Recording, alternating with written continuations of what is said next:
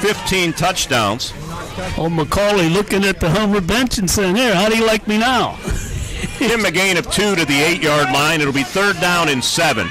Twin receivers toward the Muncy sideline. Zenizak and Krajosik. Left boundary, it's Anthony Rowland. And Cole rolling to his right, looking, throwing back against his body, and it's in the end zone, and is it incomplete is what it is. Fighting for the football. It was Rowland along with Branson Iyer, so now it'll be 4th down. That's a tough pass. He's going to the right and then throwing back across the middle. It kind of hung up and almost got to Rowland. Rowland had hands on it, but here it is on the replay on the video side. He was backing up, when he was throwing. He was open, and it was just deflected away at the last second by Iyer as we watched it on our video monitor in the booth. From the shotgun on 4th down and 7 from the Muncy 8, jet motion from Krajosik, and there's movement all over the place, and that'll cost the Wildcats 5 yards. I had a feeling that was going to go to Michael. Flag on the play. False start against the Wildcats. First penalty of the game. 5:18 here in the first quarter. Wow, this is moving along. After this play, we would have a media timeout if they don't score. It's going to be a tough pick here. Secondary very good from what I've seen already. And we're going to call timeout here. Brought to you by Luxembourg Jewelers. Now's the time to remind you to stop by either of their locations in downtown Indiana or at the Indiana Mall to lay away your holiday gifts. 5:18 to play on an IRMC High School Sports Night. First quarter action. We're scoreless on the WCCS Wildcat Football Network.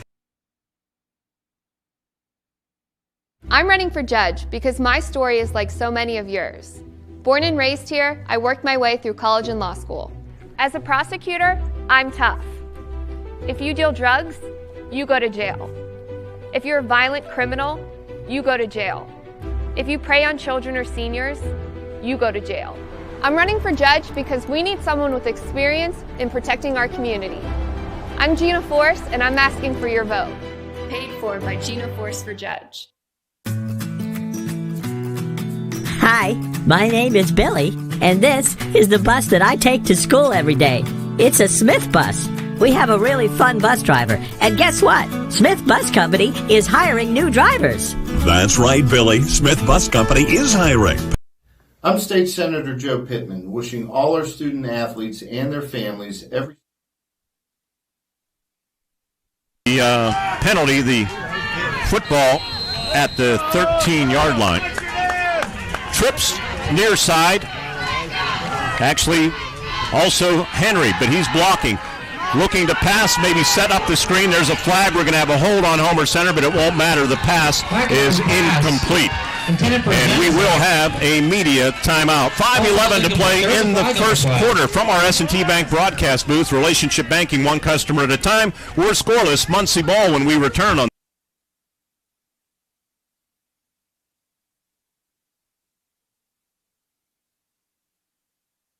Hi, I'm Patrick Doherty, candidate for Judge of the Indiana County Court of Common Pleas. I've practiced law here in Indiana County for 21 years. My wife and I have raised our children here, and I've committed my law career to being an advocate for the most vulnerable in our community. As district attorney, I worked with various organizations to protect women, children, and older adults from abuse. As your judge, I will remember that it is justice for all. Please vote Doherty on November 2nd. The Indiana County Technology Center Adult Education Program offers a variety of career pathways for adults. Whether you're looking for a new career or simply just learn new skills, ICTC's selection of diverse programs will help you achieve your goals. Our programs are tailored to fit your needs and offer industry-specific certification opportunities. Call today at 724-349-6700 to find out how we can help you become more successful.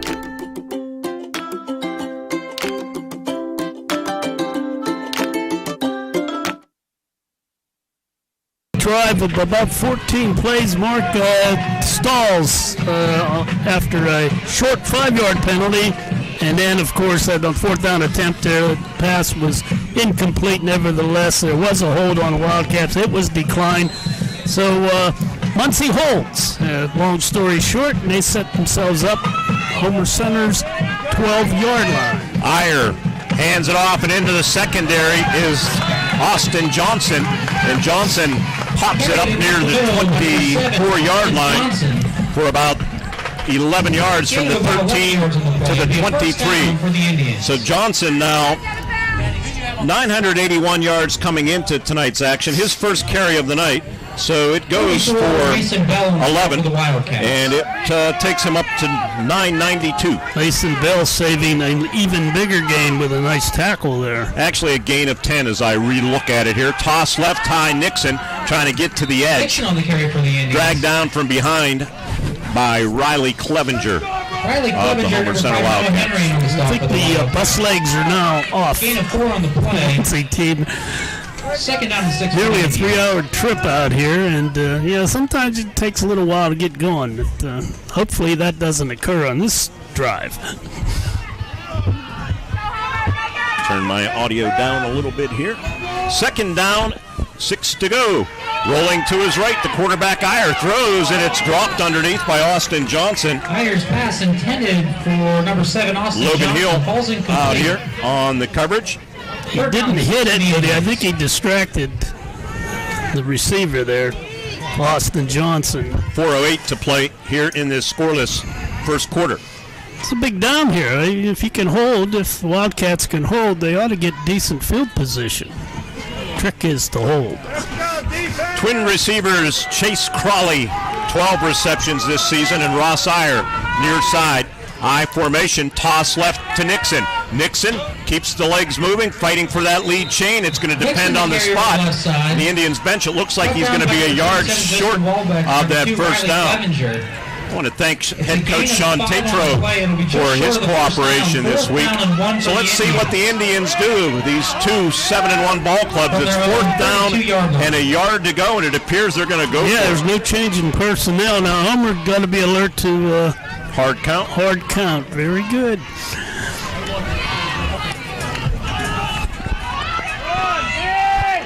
Iyer probably window dressing, receiver near side.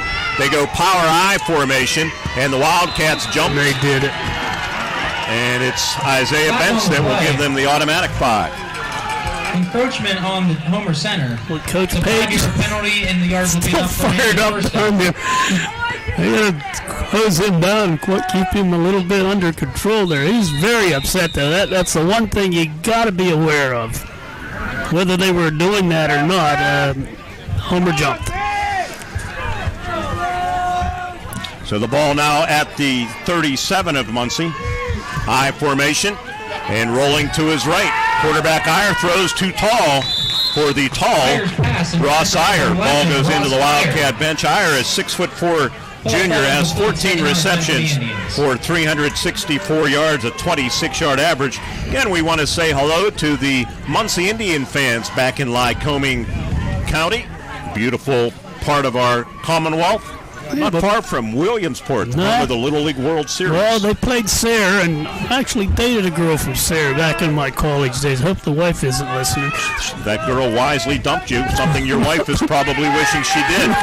Well, the quarterback is going to be smothered. I'm not sure if that ball came loose or not. I don't think so. I just think the Wildcats had a big push up the middle. He fumbled. Let's see here. It's a play fake.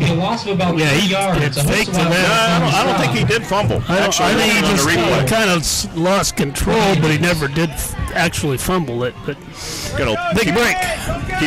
Yeah, we got a replay monitor here. It's just not positioned well enough for us to see it. We got to remember to look. 3rd down and 12 from the 35, and there's a flag. Flag on the play. 2 flags. It's going to be procedure clearly on Muncy. They're going to back them up to the 30-yard line. It's a 5-yard penalty. So now it'll be 3rd down and 17. Line of scrimmage will be the 30. They need to get to their own 47 to move the chains. I'm sure Coach Tetra not happy with these penalties either. It's killing any chance they have for a solid, consistent drive. 3rd down, 17. Protector in there is Johnson. pocket collapses. Iyer, very elusive, rolls to his left. He's going to keep it. He slips as he tries cutting it up the left sideline, and one of the reasons was pursuit from 61, Michael Young. And Justin Wallbeck. In 17 pressure from Landon Hill, who was in and flushed him out, so to speak, and nice job by the Cats to contain. So again, opportunity for Homer Center here for field position. 2:17 here in a rapidly moving first quarter. They like We'll take a quick break after this punt from Weichel. Snap from center is true. 40-yard average. It's a ugly kick and bounces laterally and goes out of bounds. It's actually touchdown by a Muncy player far sideline. We're scoreless. 2:11 to play in the first. Back after this timeout on the WCCS Wildcat Football Network.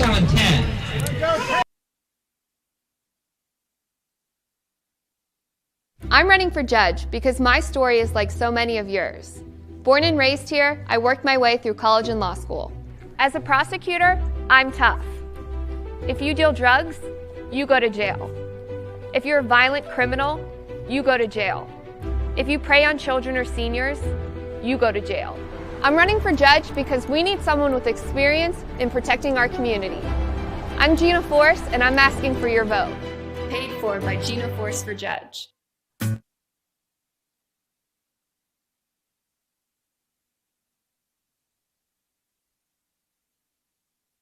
Field, pass underneath from the 42-yard line to Noah Henry. Good throw by Cole McAnally up to the 48-yard line where he was tackled by Ty Nixon, one of the linebackers. 43 tackles this season for Ty, a senior. Tough throw, better catch, however, in a crowd. Noah brought it down. Gain of 6 for the Wildcats. Just shy of midfield from their own 48 with 97 seconds, clock moving. First quarter, we're scoreless. They hand it off to Logan Hill, who's in the lineup, and they got Logan. He can't get to midfield. He tried running through one tackle, but couldn't break free. And again, it was Matthew McCauley of the Indians. He's been in on a host of tackles. Nose of the football just shy of midfield. So the Wildcats will be faced with 3rd and 2. Austin Johnson, the freshman, on the two-deep roster. He replaces Bo Steele in at right defensive end. Read a story about Johnson, loves the weight room. Coach Tatro says he opens the weight room, Johnston closes it. Or Johnson, I should say. Well, that's what it takes. And 2 from midfield, right in the center of the field on that HC logo. And Cole hands it off to Logan Hill, lowers the shoulder, has a first down to about the 47-yard line for Landon Hill, I should say.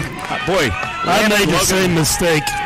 You'd think I'd have that week 9. I'd have that in my cranium, as Myron Cook used to say. First down, Homer Center at the 47-yard line of the Indians. They start 5 seniors, 4 juniors, and a couple of sophomores on this defensive squad. Right now, there's a freshman in at defensive end. That is Austin Johnson. Landon Hill, sidecar to the left. They fake it to him. Cole's going to keep it, and Cole's going to be tackled for a loss back at midfield. And it was Austin Johnson who obviously beat somebody on the left side of that Wildcat offensive line. He actually faked out the left tackle, broke in, and then covered out as soon as he saw the play. Great play on his part. The only thing, Ward, just watching it, is that Homer Center's McAnally was just too slow after he pulled it back. You got to attack. That's the end of the first quarter, brought to you by friends at Jim Struzzi. Second quarter action won't take them long to move the chains. They end the first at the 50. They'll start the second at the 50 on the WCCS Wildcat Football Network. We're scoreless.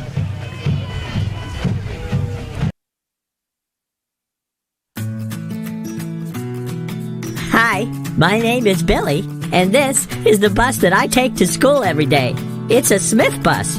We have a really fun bus driver, and guess what? Smith Bus Company is hiring new drivers. That's right, Billy. Smith Bus Company is hiring.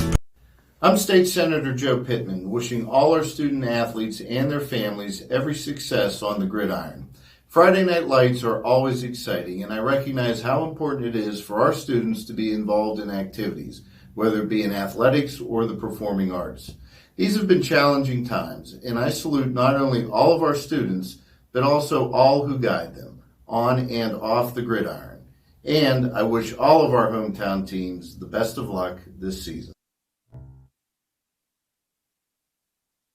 person to have on your coaching staff there. An All-American, I call him, from back in the day when he played, and still working hard with these linemen. Just technique he was showing Sage that time. So the Wildcats break huddle from the near sideline around head coach Greg Page. One thing the Cats do not do is run sweeps very well, Mark. And, occasionally you'd like to throw that in, but right now it's empty backfield. Slot receivers Michael Krajosik on 2nd down 13. Empty backfield. Cole, deep drop, rolls to his right. Pressure coming, throws on the run. Krajosik hauls it in nicely. Wet football at the 37-yard line, and he's forced out of bounds by Branson Iyer, the strong safety. Branson and Ross are cousins, I do believe. And let's see, they're eyeing up the chains across the way. And referee is Dan Antonucci going to bring the chains across. We'll step out. 11:54 to play here in the first half. We're scoreless. Measurement coming back to Memorial Field after this on the WCCS Wildcat Football Network.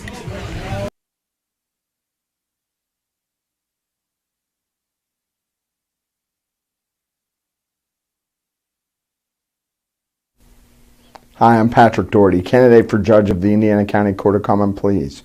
Experience matters. My 21 years of experience is unmatched. I had the honor to serve as Indiana County District Attorney for 8 years. I've also served clients in family law cases for more than 10 years here in Indiana County.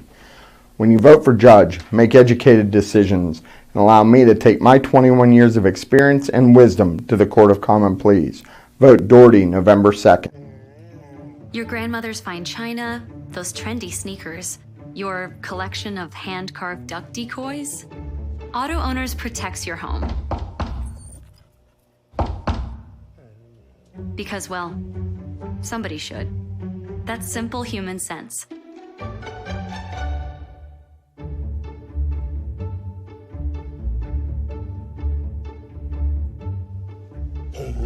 Oh, now you do your job. Sets Homer up in basically, I think, 2-down territory right here to get after this first down attempt. We'll see. Good short-handed catch by Michael. Yeah, there's a little mist yet. I can see it in the lights there, and obviously that makes it a little slicker, but he pulled her in. Landon Hill in the backfield along with Noah Henry. Pistol back Landon, fullback Henry. Near side receivers Krajosik, they show blitz up the middle. On 3rd down and 1, they hand it to Landon. Comes near side, has a first down. Going to be wrestled to the ground by Xander Brown. Brought down by number 50, Xander Brown. Brown tackled him in front of the Wildcat bench at about the 32-yard line. That will be enough for a Wildcat first down. Scoreless battle between these two top 10 teams in the state. Penn Live rankings this week moved Muncy up a notch from 4 to 3, Wildcats from 8 to 7. Same formation, twin receivers up top if you're viewing it, Austin Zenizak and Anthony Rowland, but they hand it off to Landon Hill. Landon Hill runs through a tackle and has another first down to the 20-yard line. On the tackle, it was Bailey Hadzinakolov. Well done. And a great block by Noah Henry. That's why we like that lead blocker, don't we? I think Bailey, and I don't know the family history, Hadzinakolov, if he was Alexander, he could play hockey for the Russians. Oh, easily. 1st and 10 on the 20. Of the Muncy Indians, Wildcats in the red zone for the second time in this game. Hill, Landon, near side, banged near that sideline after a gain of about 5. And the aforementioned Hadzinakolov. Chris Garetano, the public address announcer, and faculty members, that testing you too? Did phonetics help you over there? Yes. Okay, see that? I gave him 5 on the play. Hadzinakolov. The other player, not nearly as troubling, their left guard offensively is Kenneth Hamp. He has an E on the end of his name. It is silent. That's the hard one, Chris Garetano says. 2nd down and 5 just inside the 15. Ball on the right hash, short side of the field toward the Wildcat bench. Landon Hill sidecar to the right. And Cole McAnulty hands it. Little jump cut This time it's read pretty nicely by the Muncy Indians. They limit them to a gain of a yard or two. Middle linebacker Jason Shuda with an assist to Hanzinikolov again. Again, third down and 4 for the Wildcats. Both of these backs get better as they carry the ball, and if they can get some gaps to where they can get in the secondary, extremely difficult to bring down, much like Austin Johnson. 5 for 7 on third downs are the Homer Center Wildcats. Just not able to finish when they get down this far. This season they're 47%, 43 of 92. And they give to Landon Hill. Landon Hill inside the 10, spins inside the 5 as they try ripping the ball away from him. And it's going to set up first and goal after about a 10-yard gain on the tackle. It was Bailey Hanzinikolov again. So the Wildcats knocking on the door. Good solid run again. You can sense the confidence he's got, and that just translates to the line picking up their blocks a little more. Clock 9:15. We're scoreless here in the first quarter. Receiver to the left is Anthony Rowland, or second quarter, I should say. First and goal from just about the 3-yard line. Hand off to Landon. Zigs and zags down to the goal line. Touchdown, Homer Center. Well done by Landon Hill, doing a lot of the heavy lifting on that drive, capping off a 58-yard scoring drive. And the Wildcats, with exactly 9 minutes to play here in the second quarter, lead the Muncy Indians 6-0. Nice kick block by Noah Henry. I'm looking at the replay monitor here. And Landon, to his credit, went right behind that mark and into the end zone. Beautiful piece of running. Going to call it a 4-yard touchdown run for Landon. His 7th rushing touchdown. Exactly 9 minutes to play. Wildcats will go for 2. They are 15 of 37, only 41% on 2-point conversions. Twin receivers near side, Cole McAnally hands it off to Landon Hill. Landon into the end zone, has the 2-point conversion. That'll improve that percentage a little bit. From our S&T Bank broadcast booth, relationship banking, one customer at a time. It's Homer Center 8 and the Muncy Indians nothing. You're listening to an IRMC High School Sports Night on the WCCS Wildcat Football Network.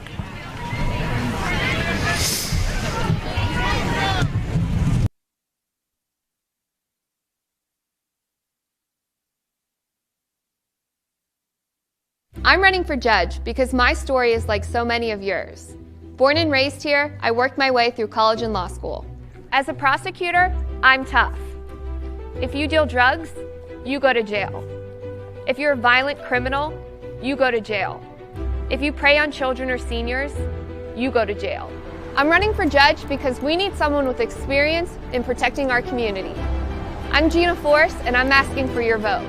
Paid for by Gina Force for Judge.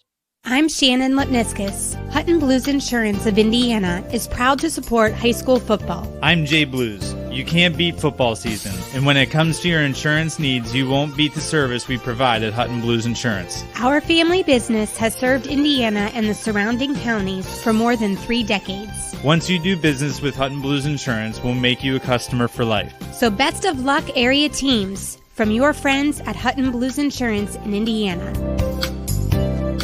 It's high school football time, and that means time to stop by Luxembourg Jewelers and lay away great gifts for the holidays. Luxembourg offers a huge selection of diamonds. Yeah, good field position. Muncy will set up about the 43, it looks like. Wildcats did a much better job last week on the kicks.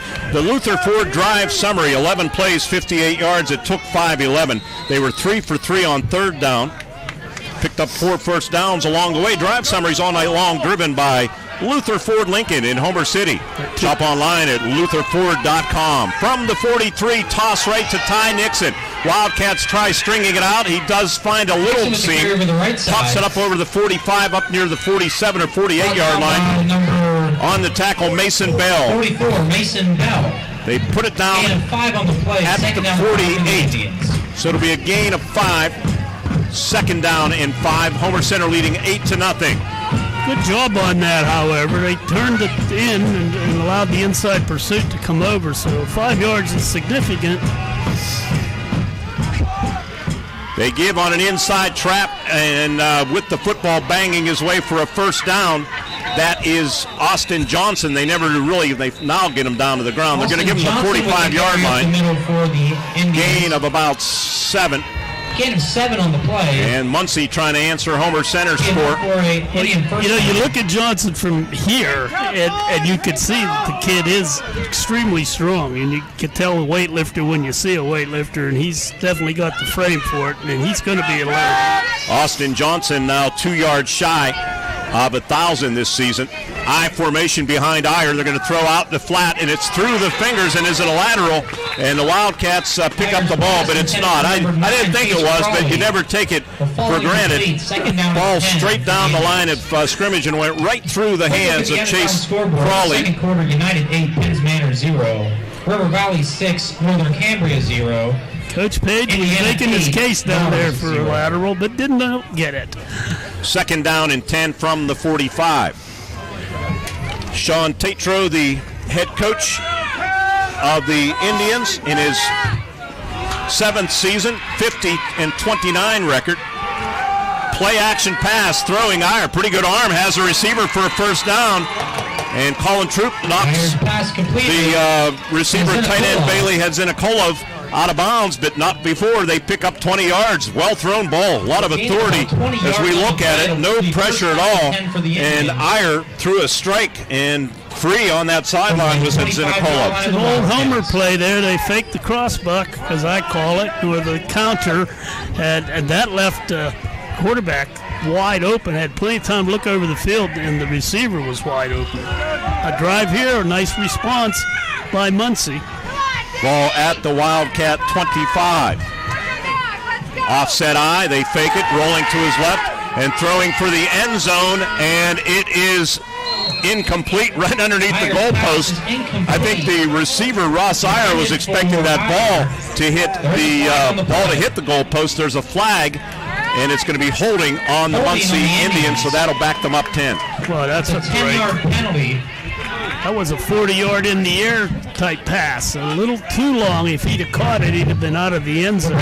First down and 20 for the Indians. Break for Homer Center, though. And again, that's got to frustrate the coaching staff of Muncy. They're shooting themselves in the foot, as they say. Lower camera. Hello, Andy Hart, Cat Country Morning host.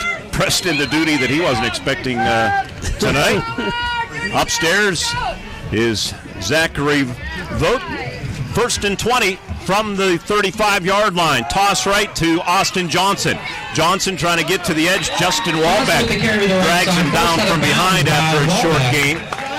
From the 35, let's see where they put it down. Johnson needed 2 for 1,000, and he does get exactly 2. So the freshman now tonight with for the Indians. 6 carries for 19 yards. And Johnson now 1,000 yards on 128 carries. Pretty impressive. Nice pursuit by Justin Walbeck to keep that from becoming a bigger gain. I formation, Iyer under his center. And again, they give on an inside counter. And with the football, it is Austin Johnson, Mason Bell, Justin Walbeck converge on the tackle. Homer Center's 2 leading tacklers. Walbeck leads the team with 43.5 tackles, 24 gain of 4 on the solo, 39 assists. That's the way we chart them. Assists go as half a tackle, 5 tackles for a loss. Mason Bell, number 2 on the team, 39 tackles, 24 solo, 30 assists. He has 7 TFLs. That little play there is a fake toss, and then they have a little trap going inside, and that's straight up the middle with the fullback, hoping to get the linebacker to chase. That didn't happen that time. Wildcats stayed home. Third down, 14 for the Indians. They have Iyer in motion, and deep drop. Pressure coming, throwing out here. It's called in at the 18-yard line by Iyer. What a nice catch by Ross Iyer. He'll be well shy of the first down, but it sets up 4th and manageable. They're going to put it down at about the 18-yard line. Gain of 11 on the play. So 4th down and 3. And about 3 to go for Muncy. 5:50 to play, moving clock, second quarter. Homer Center leading 8-0. Muncy trying to answer right back. Iyer was pressured. I'm not sure who come up the middle, whether it was Walbeck or Hill. but he had to get rid of that quick. 4th down, 3 to go. Big play for both teams. Some confusion by the Indians here. They reposition. They go trips and bunch 3 receivers to the right. And Iyer going to keep it near side, and he's going to have a first down at the 15 to the 14-yard line. Over the left side, brought down by Justin Wallbeck. They went against the strength to the right. Indian first down. I think it was Bell and Michael Yunt as I peered out of our S&T Bank broadcast window. Justin Wallbeck, Denny saying, credited with that tackle, but a big 4th down pickup. Cambria Heights 6, Purchase Line 0.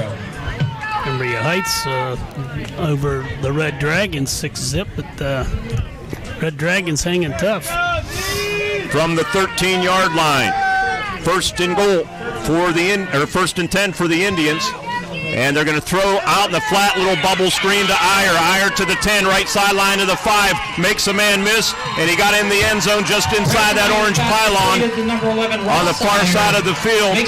Well done by Muncy. They drive 57 yards. Short field set up by Homer Center's kick coverage, or the squib kick, I should say, and they made Homer Center pay.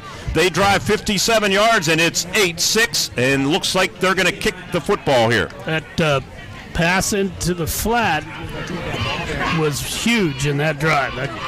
Kicking is Loden Boring. He's 29 of 32, 91%. Has a field goal this season, too. It was 21 yards. The extra point to pull them within a point. Snap is good from Brady Ryder. The holder, Branson Iyer, puts it down, and Boring's kick is through. 4:53 to play in the first half. It's Homer Center 8 and the Muncy Indians 7 on an IRMC High School Sports Night on the WCCS Wildcat Football Network.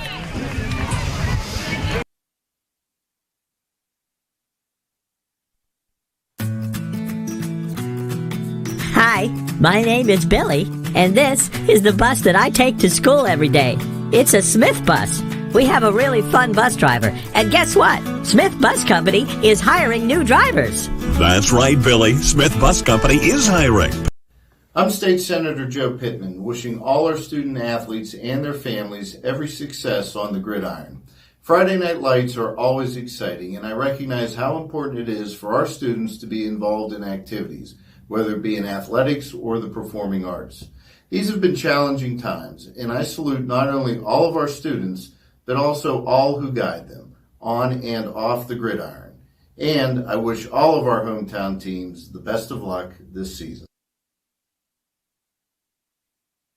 And 3 conversions. Yeah, this is what you would expect from 2 teams of this caliber, and I don't think anybody's disappointed. Wildcats got their eyes opened a little bit. They got to get those kickoffs deeper somehow. Number 21, London Boring. Loudon Boring has it teed up. There's a squib kick. That's what they do, too. This one placed nicely, picked up at the 26-yard line by Colin Troop to the 30. Hurdles over a tackler and goes out of bounds at about the 37-yard line on the kick coverage team for the Muncy Indians, Brady Ryder. Number 13, Benjamin Robinson. Yeah, Collins broke a few of those. Nice job of pursuit by the Muncy Indians there. We're going to get a media timeout. We have a media timeout with 4:48 to play in the first half. We have a good one here between these 2 Penn Live top 10 teams in the state. It's Homer Center 8 and the Muncy Indians 7 here on the WCCS Wildcat Football Network. Airtime on the radio is at 6.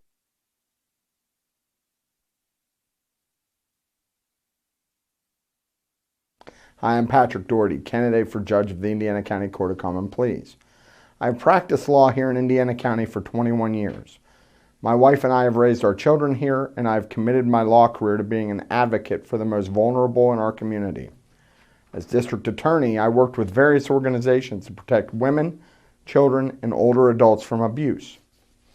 As your judge, I will remember that it is justice for all. Please vote Doherty on November 2nd. You won this year's chili cook-off. Our girls played in the softball finals last spring. You're not just another policyholder to us. We remember your name.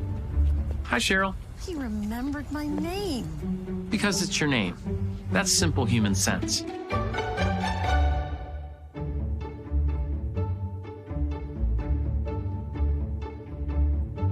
Jeff, Mary, Dan, Sarah. start at their own 37. Give to Colin Troop, trying to bounce it outside. Gets a block from Zenizak. A lot of white jerseys to get around, and he's pushed out of bounds. A lot of running for about 3 yards from the 37 to the 40. Elijah Weichel on the tackle for the Muncy Indians. It'll be 2nd down and 7. Good block by Zenizak. Allowed Troop to at least get 3 out of that. It was great pursuit on that far side by the Muncy Indians. This Muncy Indian Ball Club, since 2018, they've gone 32-12 under Sean Tatro. 728 winning percentage, 3-time District 4 champions. Homer Center, pretty good too, 27-12 over the same time span. 2nd down and 7, give to Troop. This time they smother him, and again, Homer Center not blocking Matthew McCauley very well because we've called his name on a number of occasions. He's a big boy, and he is just out muscling Homer's offensive line right now. It is important for the Wildcats. Try to maintain some possession here, kill some clock. Out of time scoreboard, Cambria Heights 6, Purchase Line nothing. United 8, Penns Manor nothing. Ooh. West United could get back in the playoff race. West Shamokin 14, Marion Center 3. How about that? River Valley 6, Northern Cambria nothing. Indiana leading Mars 8-0. 4 minutes to play here in the first half. 3rd down and 7. Snap a little bit low. Cole pump fake. Now going to throw for Krajosic. Trying to get behind Iyer, and I don't know if he saw it, lost it in the lights, but it ended up behind him, didn't it? Yeah, we'll get it on the replay. I think he stumbled a little on his break, Mark, and couldn't pick the ball up. Coverage for the Indians. It was there. Falls incomplete. 4th down. Cole, a little pump fake, looked left and then went right. And as we look at it on the monitor in the booth, and the pass, was behind him. I think if Michael's able to pick it up and make an adjustment, he probably he might have caught that. Hauls it in. He's now going to punt. Riley Clevenger, long snapper. And they pull, yes they did. Going to be a 5-yard mark off. Now it'll be interesting for Greg Page because instead of 4th and 7, it'll be 4th and 2. Encroachment on the Indians. It's a 5-yard penalty. It will remain 4th down. Make things interesting. Yeah, it'd be interesting, but I would think he'd want to kick this away. That's pretty good 2 yards. Or maybe you bring the offense in and go hard count, but it looks like they're just going to punt it away. Line of scrimmage just shy of their own 45. I think they were working on a fake too, just to let out a little secret. And Krajosic is going to kick it. And end over end. Fair catch called for by Iyer at the 27-yard line, a punt of 30 yards, no return. You can see how tall Iyer is. Clevenger was right down in his face, and he had about another 4+ inches on him. 3:48, so the Wildcats possess the ball for exactly 1 minute. Muncy down by a point, 8-7, will start at their own 26-yard line. That was not good enough there. 1 minute. You got to burn some clock. The Cats are going to have to call the defense to the fore. Ball pretty much in the center of the field, and Iyer again, that spinning handoff to Johnson into the secondary and has 10, breaks a tackle, still on his feet, 45, 50. They finally get him to the ground, but not before he powers his way, literally speaking, into Homer Center territory. They're going to put the football down at the 47-yard line. 30 yards on the play. A nice job by Johnson. He was headed down, but managed to keep himself off the turf. People don't understand that. Even if you're down on top of a player, your knee needs to hit the turf, not the player. 27-yard gain. And to give this time, the Wildcats defense it. And with the football, Ty Nixon for the Muncy Indians. They limit him to a 1-yard gain. Gain of a yard. It's 4-down territory, however, for Muncy right now. They feel a little bit of an offensive spurt. 3 minutes to play here in the first half, 8-7 Homer Center. Next week, Wildcats back here. In all likelihood, we'll host Berlin Brothers Valley if Winber beats Portage tonight in the West Pack. 2nd down, 9 to go from the Wildcat 46. Iyer going to throw it out in the flat, and hauling it in is Chase Crawley. Crawley makes a move, 1st down yardage to the Wildcat 36-yard line. That quick pass out in the flat has worked on a couple of occasions, once for a touchdown And they're going to move the chains. Football at the 35 of Homer Center. Wildcat corners are giving 7 yards. Anthony Rowland on the tackle on the far side of the field. Yeah, they're going to have to cheat up a little bit, take that play away. Ross Iyer, quarterback's cousin, to the left boundary. Branson Iyer, the junior quarterback. Again, handoff up the middle, and it's Austin Johnson, hard-nosed running to the Wildcat 29. Troop and Henry. Colin Troop, Noah Henry combined, but good first down win for the Indians to the 30. Second down and 4. It'll be second down and about 5 to go. Under 2 minutes and counting. I don't think that's going to be a factor, though. No, I don't either. Ball right on the paint, right in the middle of the field. New paint they used on the field. Supposed to be a little brighter. Looks good. White's white, though, right? Second down and 5. Motion man is Ross Iyer, right sideline to left behind the formation, and taking the direct snap, they throw out in the flat on the bubble screen to Iyer again to the 25-yard line, and another first down for the Muncy Indians. Michael Yump making the tackle, but it is enough to move the chains to the 25-yard line. They'll reset the chains on the far side of the field and restart the clock, which is momentarily stopped with 1:27 to play here in this first half. It's 8-7. Muncy. Watch the replay. Once Iyer caught the ball, there wasn't a Wildcat defender within 7 yards. They had to close in. They're already given them 5 on something like that. I formation. They give to the deep back Ty Nixon. Ty has a couple from the 25 to maybe the 23-yard line. And there's a timeout called by the Muncy Indians. Timeouts all night long brought to you by Luxembourg Jewelers, with this reminder to visit luxembourgs.com for great gift ideas for the holidays or any occasion. IRMC High School Sports Night coverage continues. 64 seconds left in the first. 8-7 Homer Center. Muncy trying to drive for the go-ahead score here on the WCCS Wildcat Football Network. Want to buy a new or pre-owned vehicle? Want to sell your current vehicle? At Luther Ford, you can do it all. Check out the great Luther Ford inventory and drive off today, or order the exact vehicle you want. Have a trade? Luther Ford will give you a check for your vehicle's high trade-in value. If you want to just sell your current vehicle, Luther Ford can pay you thousands over KBB. At Luther Ford, you can do it all. Luther Ford, Route 119, Homer City. At IRMC, we have all of the necessary pieces in place to perform complex operations, including highly skilled and specially trained surgeons, their support team of experts, and advanced technology like the Da Vinci robotic surgical system. As a result, patients spend less time in the hospital, recover faster, and get treated close to home. So there's no reason to puzzle over where you should get your surgical care. The answer is right here at IRMC. 1 yard gain to the 22-yard line, but it's going to be third down and 7. We're under a minute, 50 seconds, clock moving in this second quarter with Homer Center hanging on to a precarious 1-point lead. Muncy, twin receivers, their top 2 threats, Crawley and Iyer to the right boundary, cousin Branson Iyer under center. Back to pass, Bubbles screener just out the back flat, and Crawley, a lot of running room down the right sideline. Boy, we're going to look at this on the replay. There was nobody out there for Homer Center. We've been saying that. That's why I said they've got to cheat up on that. That's one of the. They seem to go right back to whatever was working. Yeah, I mean, that's... Landon Hill was not out there. I don't know if that's his responsibility. But that's more cushion than you want to give up. First and goal for the Indians from the 10-yard line. 30 seconds. Clock stopped as he went out of bounds. It's first and goal from the 10-yard line. They got a good place kicker, too. Tight formation, and it's a toss right to Austin Johnson. Johnson cuts it back inside the 5, down to about the 4-yard line, and Muncy's going to take a timeout with 23 seconds left in the half. From our S&T Bank broadcast booth from the gridiron to the classroom, S&T Bank has you covered. Timeouts brought to you by Luxembourg Jewelers and the Indiana Mall in downtown Indiana. 8-7, Homer Center leading Muncy, but Muncy with the football at the Wildcat 5 when we return on the WCCS Wildcat Football Network.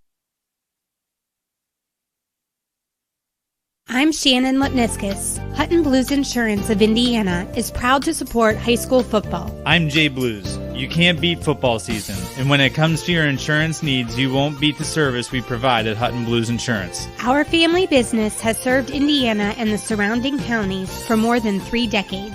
Once you do business with Hutton Blues Insurance, we'll make you a customer for life. So best of luck, area teams, from your friends at Hutton Blues Insurance in Indiana.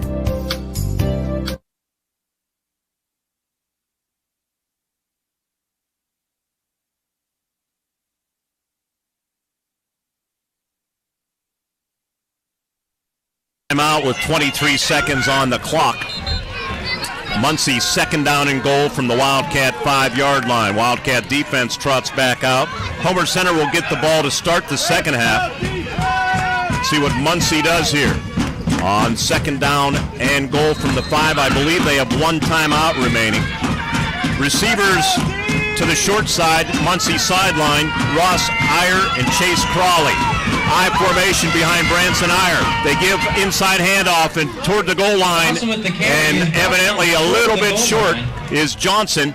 15 seconds, clock moving, and they burn their final timeout. We will keep it here and tell you that since 2009, IRMC at Chestnut Ridge and Blairsville has been there for you and your family.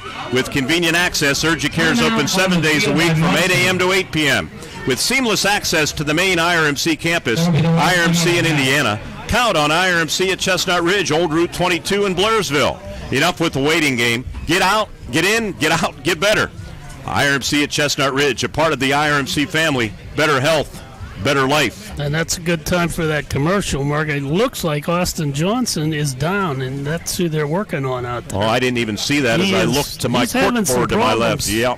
So injury timeout on the field. I want to tell you that tomorrow, Andy Hart, if you can get a close-up shot in the corner of the end zone as they attend to Johnson on the video side. By the way, we went to a different link on the YouTube channel, so hopefully you picked up on that. If you didn't, it's on the WCCS Facebook page, and the link for tonight's video stream. And, boy, we look on the monitor board there. He's withering in pain, and he got hit hard. I don't know who hit him. They're working on the left shin area, is that? It looks like. Yeah. He's in a lot of pain. We want to tell you that tomorrow, a big day for football here on our hometown radio stations. At 3:30, Pitt and Clemson in ACC action. But more importantly, I think on U92.5, Jack Benedict will have coverage of top 25 teams. Cal U in the top 5, one of the best defenses in the country. At Miller Stadium, Frank Signetti Field, to go against the IUP Crimson Hawks. So that will be a big matchup. 1:30 will be airtime. Jack Benedict, Abditori, and Greg Drahashchuk, the Cole Bowl tomorrow at IUP. Cole Bowl. Well, they're still working on Johnson. We'll take a timeout as the rain starts to come down a little bit heavier here at Memorial Field. Our best to Austin Johnson, their outstanding freshman. We'll come back. Homer Center leading 8-7 over the Muncy Indians. 13 ticks on the clock. Muncy, when we get back to action, will have a 3rd down and goal from around the 1-yard line on the WCCS Wildcat Football Network. It's high school football time, and that means time to stop by Luxembourg's Jewelers and lay away great gifts for the holidays. Luxembourg's offers a huge selection of diamonds and gems mounted in your favorite ring, pendant, or earrings. Score big with great giftware selections like keychains or pens, custom plaques and trophies for that special award. Team up with Luxembourg's Jewelers for that perfect gift and lay away today. Luxembourg's in the Indiana Mall, downtown, or on the web at luxembourgs.com. Luxembourg's Jewelers, we are Indiana's Jewelers.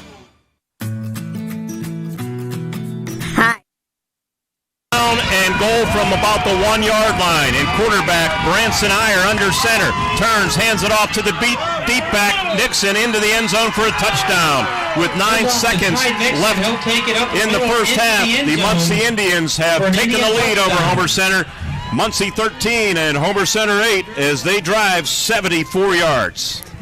Big plays in there and some big runs. Muncy, the one thing Homer, I'm sure, will adjust to, though, is those quick outs, those bubble screens. They're giving way too much room up, and that pretty much is the reason that drive worked as well as it did.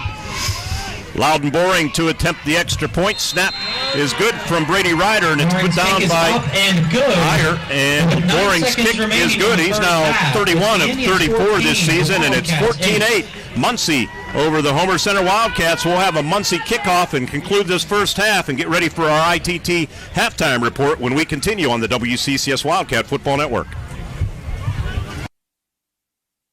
I'm running for judge because my story is like so many of yours. Born and raised here, I worked my way through college and law school. As a prosecutor, I'm tough. If you deal drugs, you go to jail. If you're a violent criminal, you go to jail. If you prey on children or seniors, you go to jail.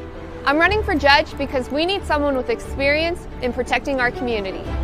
I'm Gina Force, and I'm asking for your vote. Paid for by Gina Force for judge. I'm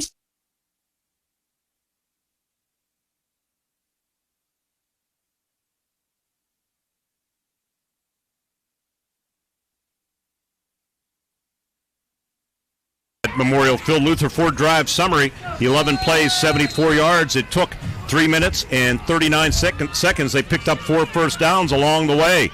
Squib kick, and jumping on it is Riley Clevenger after bobbling it.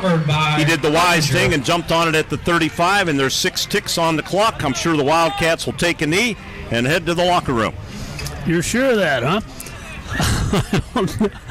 Probably the most prudent thing to do. I think there's some adjustments they can make defensively, take away some of the stuff. The thing I'm reading on Muncy is when they find something that works, they keep going back to it, and that forces your defense. Hey, we got to change a little, and that's a simple thing. But they've got to talk about it here at half. Prevent defense for the Indians, as they have a nickel package in. Nixon's still in linebacker position. 4 deep in the secondary. And Cole McAnulty takes the direct snap. Going to heave and throw downfield for Anthony Rowland. It is on the far side. It's incomplete. He had a shot at it, didn't he, at about the 25-yard line? But it's incomplete, and that's the end of the first half. So we had a scoreless first quarter, and Muncy outscores Homer Center after the Wildcats took an 8-0 lead. Muncy answered with back-to-back touchdowns on as many possessions, and they will take a 14-8 lead into the locker room at the half. Our Indiana Total Therapy halftime report gets underway with a recap of the first half when we return. 14-8 Indians over the Wildcats on the WCCS Wildcat Football Network.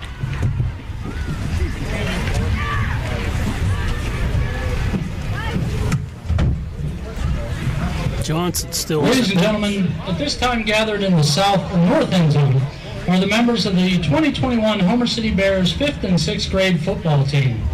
These Bears joined us here.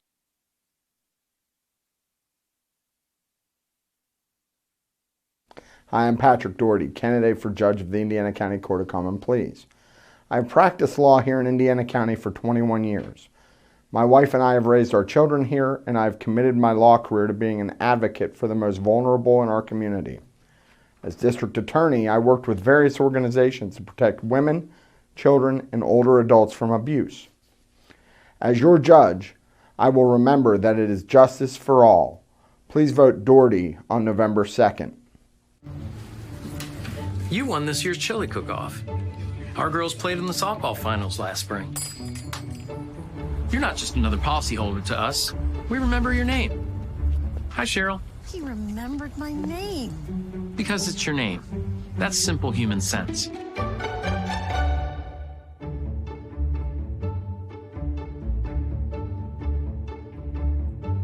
Jeff, Mary, Dan, Sarah. Hi, my name is Billy, and this is the bus that I take to school every day. It's a Smith bus. We have a really fun bus driver, and guess what? Smith Bus Company is hiring new drivers. That's right, Billy. Smith Bus Company is hiring. Every day, businesses open with a determination to make this day better than yesterday. Families work to create a better life. Communities come together to provide better opportunities.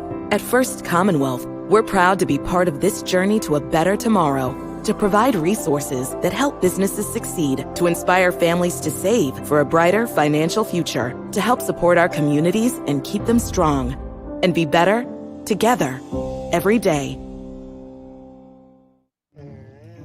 Your grandmother's fine china, those trendy sneakers, your collection of hand-carved duck decoys?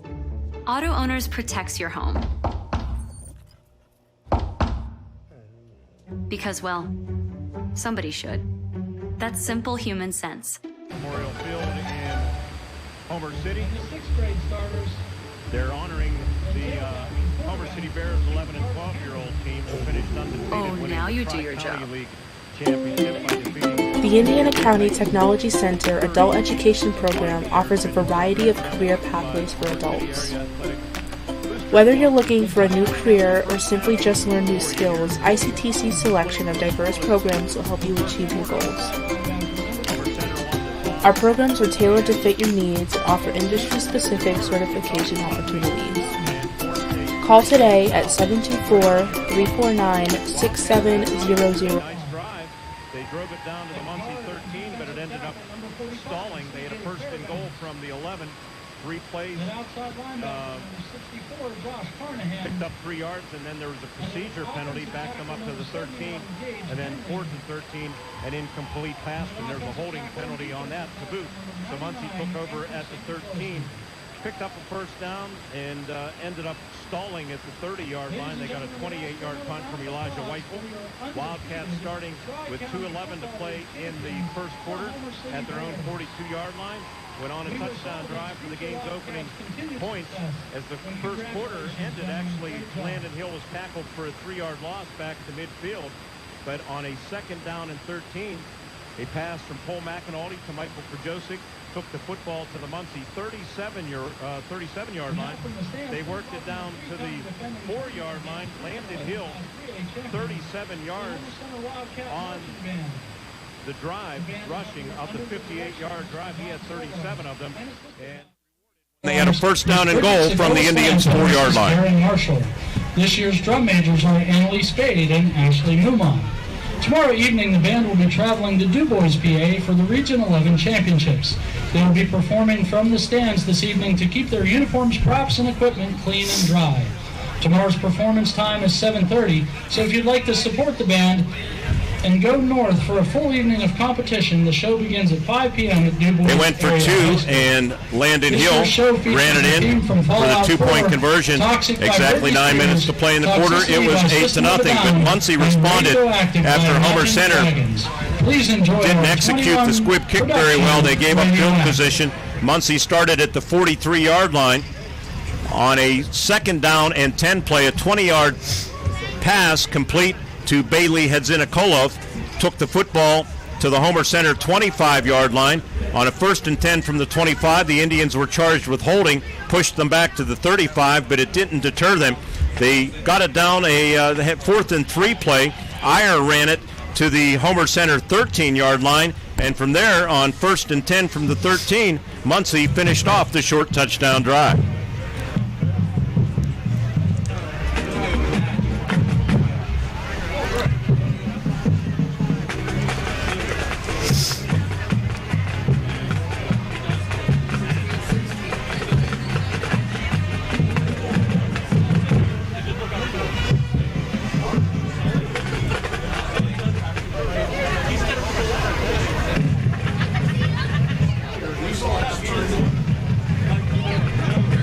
They did. Loudon Boring's kick was good. He's very, very good this year in the extra point department.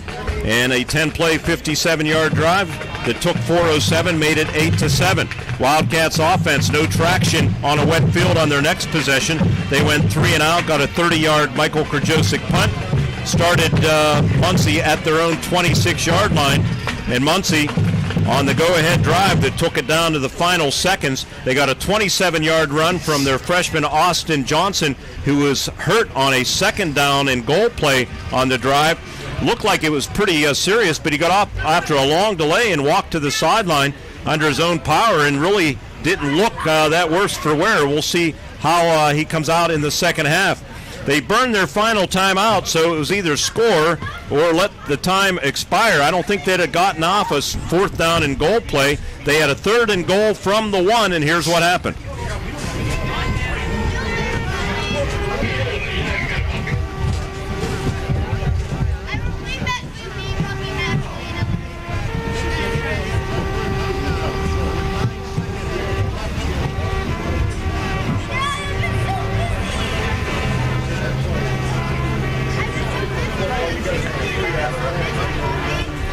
on 11 plays, and it took 3 minutes and 39 seconds. Loudon Boring's extra point kick made it 14-8, and that's where we're at the break. Ward Hilliard will check the stats. Brought to you by First Commonwealth Bank. Time to be first. When our Indiana Total Therapy halftime report, easy for me to say, continues from Memorial Field with the score: Muncy Indians 14 and the Homer Center Wildcats 8. And you're listening and watching CS Wildcat Football Network.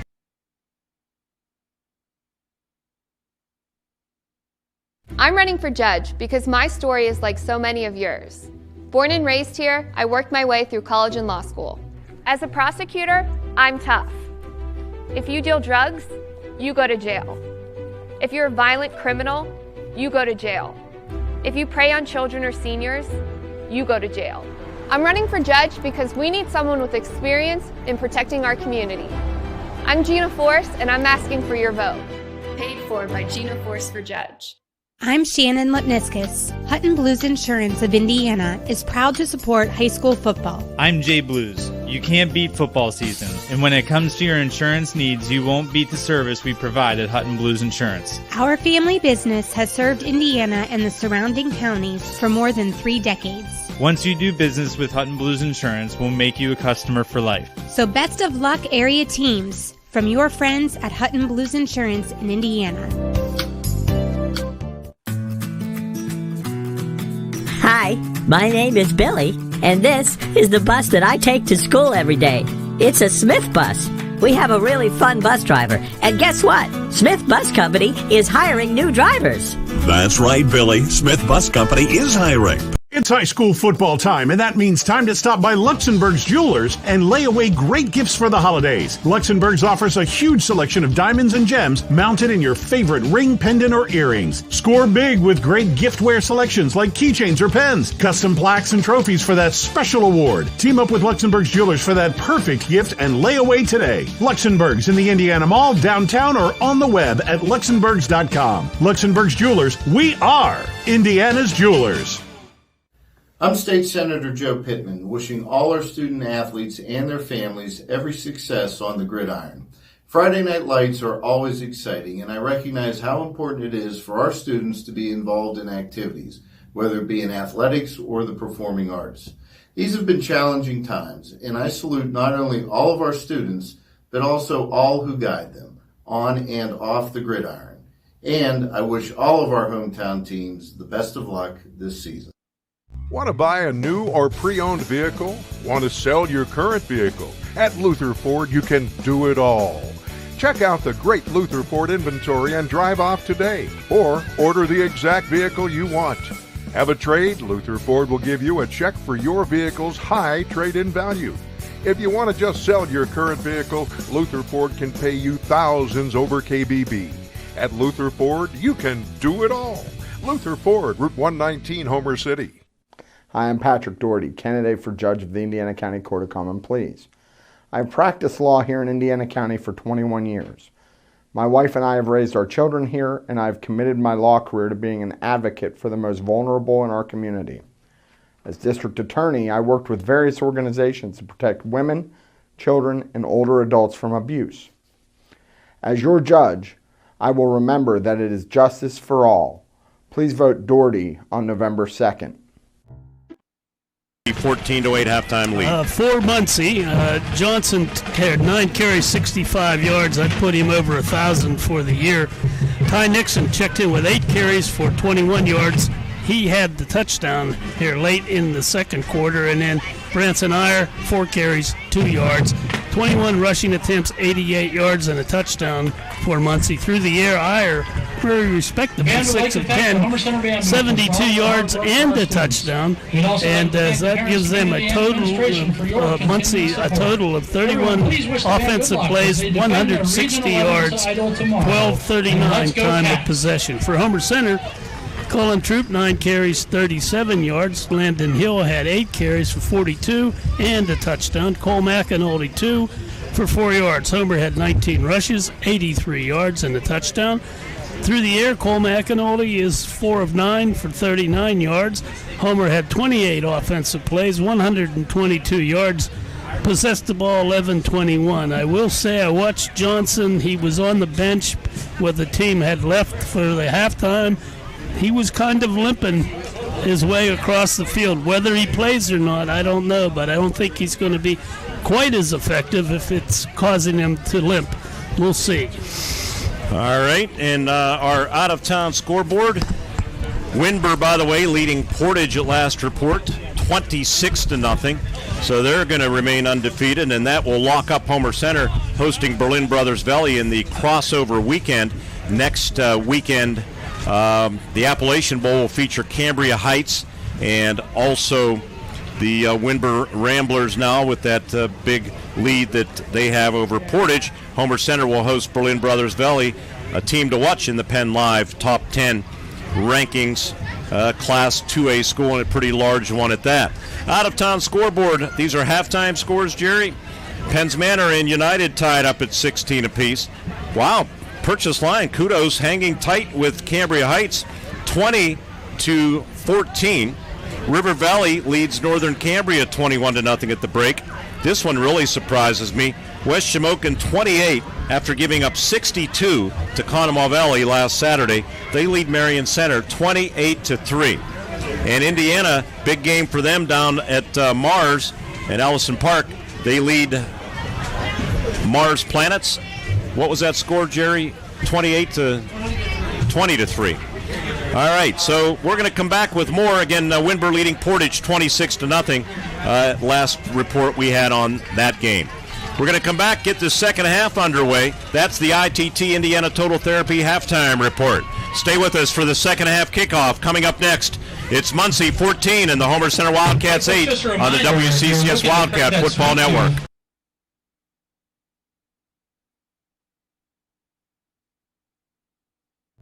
At IRMC, we have all of the necessary pieces in place to perform complex operations, including highly skilled and specially trained surgeons, their support team of experts, and advanced technology like the Da Vinci robotic surgical system. As a result, patients spend less time in the hospital, recover faster, and get treated close to home. So there's no reason to puzzle over where you should get your surgical care. The answer is right here at IRMC. This is the voice of the Crimson Hawks, Jack Benedict, with some exciting news. I'd like to invite you to join me and IUP football coach Paul Tortorella every Monday night at CH Fields in the Hilton Garden Inn for Hawk Talk with the coach. Hawk Talk will be on the air from 6 to 7 p.m. every Monday on U92.5 and video streamed as well. But the real key will be for IUP fans to stop by to meet the coach, staff, and team members, maybe even grab a beverage or dinner. Join us every Monday from 6 to 7 p.m. at CH Fields in the Hilton Garden Inn, Wayne Avenue in Indiana for Hawk Talk. This is the voice of the IUP Crimson Hawks, Jack Benedict, inviting you to follow the Hawks home and away on U92.5 FM and at U92radio.com. It's misty night. First bad weather night we've had. We've been really blessed with good weather. Fans, a lot that can happen to kids after hours and not just on the gridiron. Fevers, falls, bumps, and bruises. If your child or teen needs care and your doctor's office is closed, IRMC at Chestnut Ridge is open weekdays and weekends from 8 a.m. to 8 p.m. Since 2009, IRMC at Chestnut Ridge, Old Route 22 in Blairsville. Get in, get out, get better. IRMC at Chestnut Ridge, a part of the IRMC family. Better health, better life. The executive producer of Wildcat Sports back at 9th and Philadelphia Streets in downtown Indiana on the radio side is Michael Burdig. See, last night, I think the school board approved or updated things on the replacement scoreboard that's going to be coming to Memorial Field next year.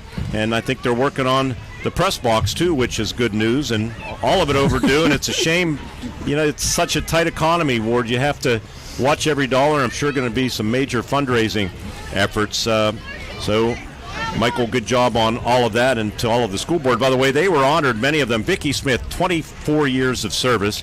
My brother Jerry, 16 years of service. Really, Jerry has 24 as well, because many years earlier he had another term of about eight years, but most recently a 16-year run. And our own Michael Burdick producing the game, 8 years already on the school board. He's told me privately, I don't know that he wanted this to leak out, so I don't want to say anything, but he'd like to have 50 years.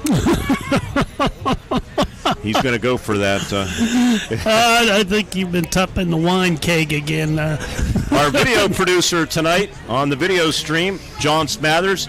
Our cameraman upstairs above us, thank goodness this booth was at least repaired where it's not leaking on us this year, is Zachary Vogt. And down below in the rain with the umbrella, having a good old time, is Andy Hart. You can hear Andy with today's best country every weekday morning from 6 to 9 on Cat Country 106.3. Don't forget football tomorrow right here on WCCS Radio. It's the Pitt Panthers and Clemson Tigers at 3:30.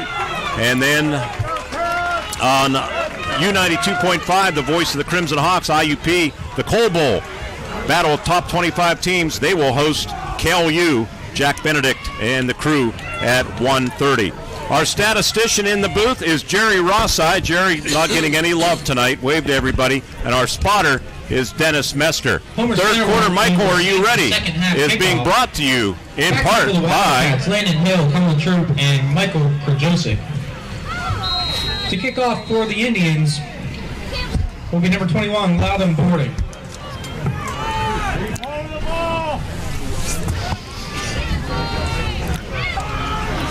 And we are set. Loudon Boring approaches the ball. Squib kick. Gets by Zenizek. Picked up at the 25-yard line by Krajosik. Darting for a hole. Comes near sideline. And they knife him down at the 30. Good kick coverage, team. Or good kick coverage by... I see. Is that 22? Down by Elijah Weichel. Weichel, 27 it was. Okay.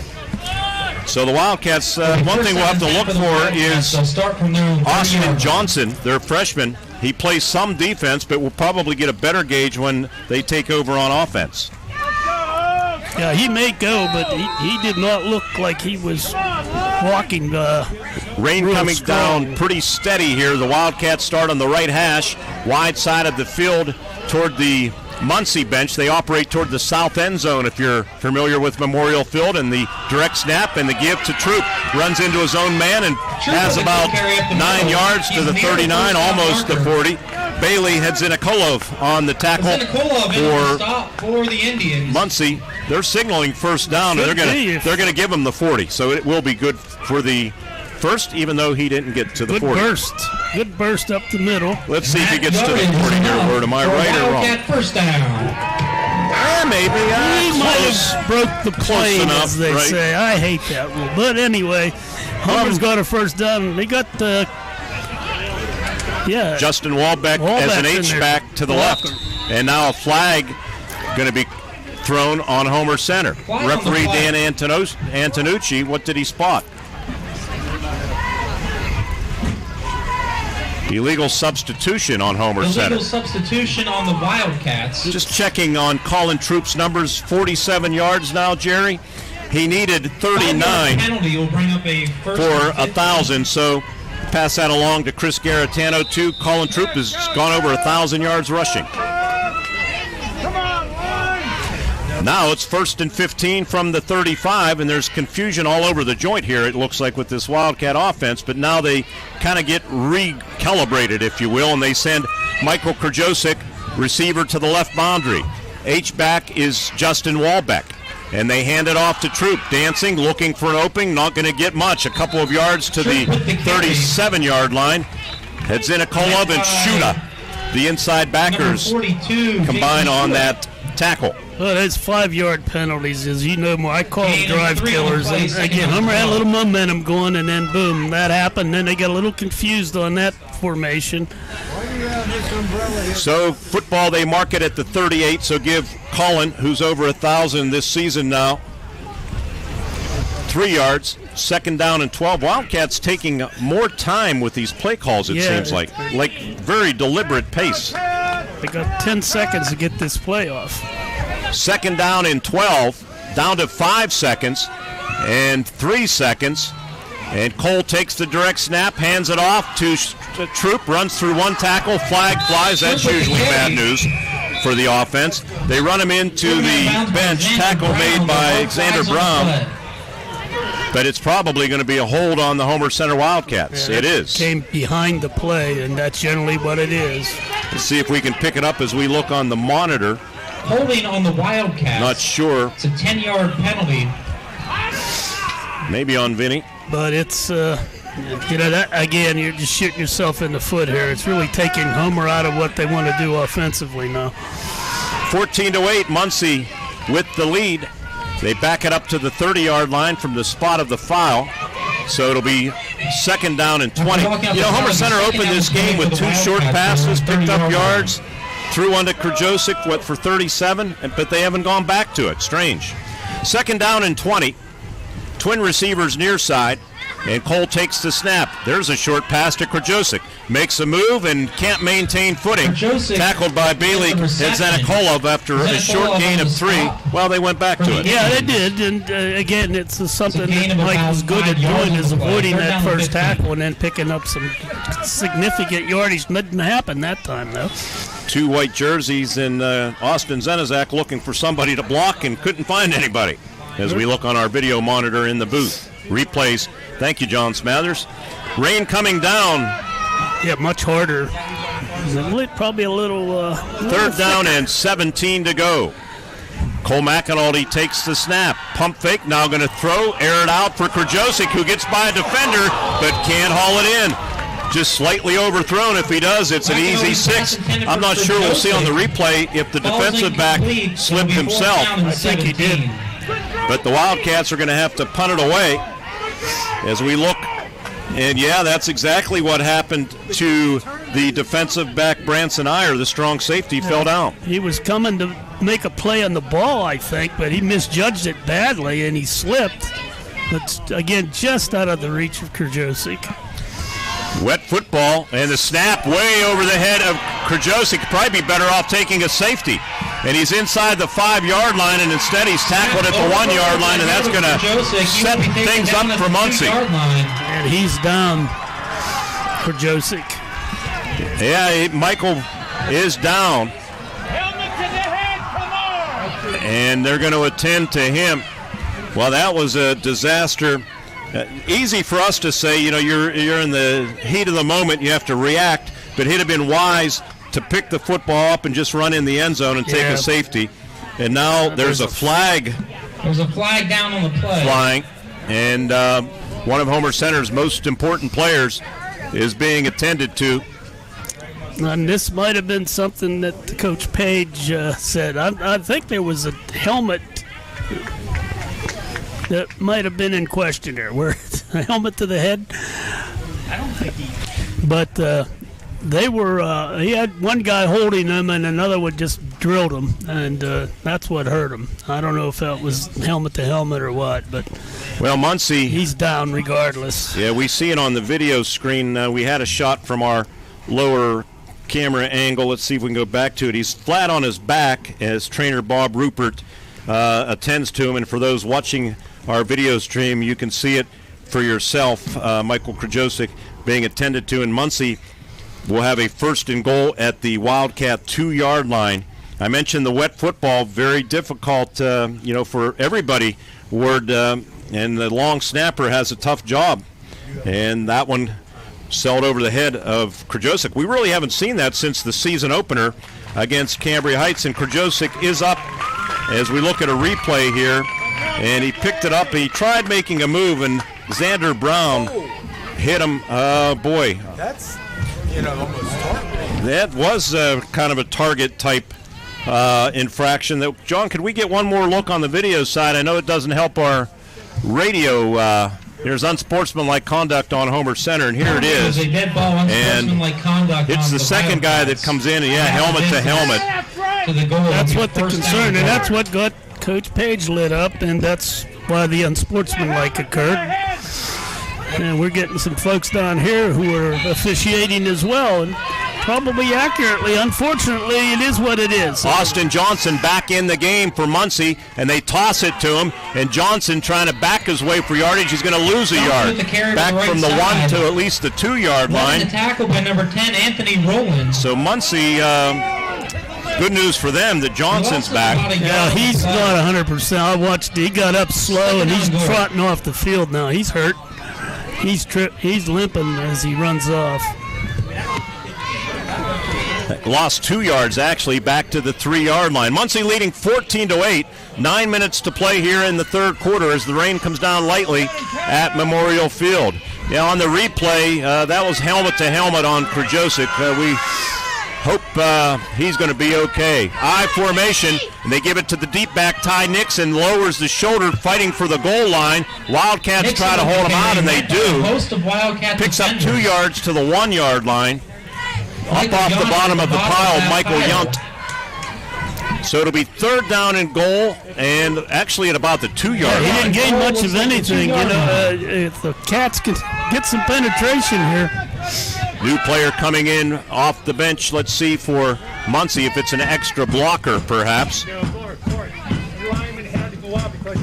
Oh, okay, Jerry Rossi picking up that a lineman's helmet went off, so they had to bring a new lineman in. You have to sit out a play.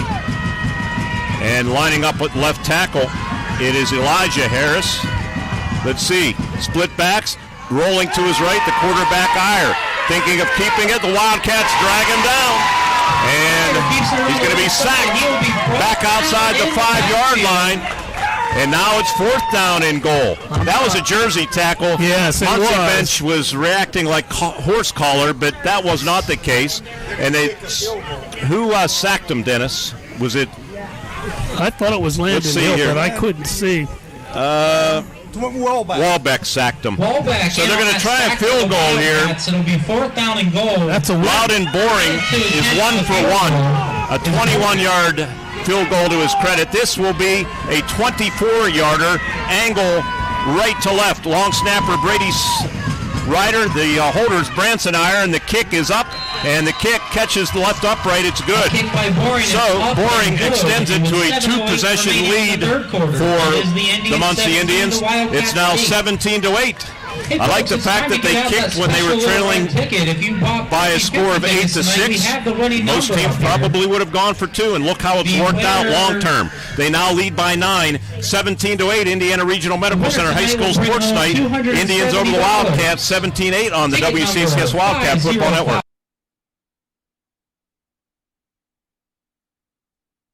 I'm running for judge because my story is like so many of yours. Born and raised here, I worked my way through college and law school. As a prosecutor, I'm tough. If you deal drugs, you go to jail. If you're a violent criminal, you go to jail. If you prey on children or seniors, you go to jail. I'm running for judge because we need someone with experience in protecting our community. I'm Gina Force, and I'm asking for your vote. Paid for by Gina Force for Judge. I'm Shannon Lipniskus. Hutton Blues Insurance of Indiana is proud to support high school football. I'm Jay Blues. You can't beat football season, and when it comes to your insurance needs, you won't beat the service we provide at Hutton Blues Insurance. Our family business has served Indiana and This one, a line drive, going to be picked up. Michael Krajosic back in there. Good news for Homer Center. Stop and go to the 30-yard line up to about the 32. Let's see if the Wildcats, after that strong defensive stand, can put something together offensively. They've been pretty stagnant. On the kick coverage team, Elijah Weichel for the Indians. The field goal drive for the Indians, driven by Luther Ford. 4 plays, minus 6 yards. It took 2 minutes and 3 seconds. 24-yard effort. Can't from understand understate the effort there. That was almost a giveaway touchdown, and Homer kept them out. Wildcats at their own 32. 7:02 left in this third. Handoff to Landon Hill. Landon through an opening, breaks a tackle, and is finally dragged down defensively by Bo Steele, a sophomore, 6'1", 195. But Landon Hill, some effective running. 9 yards to the 41-yard line. Homer's been able to get some holes in that off defensive line, but they just aren't consistent enough. And then the other issue is Sage Bernard, by the way, as we look at the replay, good job blocking on that play. Second down and a yard for Homer Center from the 41-yard line. And Cole McEnulty going to throw out in the flat to Austin Zenizak. Zenizak, a little move. I don't know going to depend on the spot, even if he picked up the 1 yard necessary for the first down. Branson Iyer on the stop for the Muncy Indians. No gain, actually going to lose maybe a half yard. Your tendency is to break out. That's what he did in the pursuit.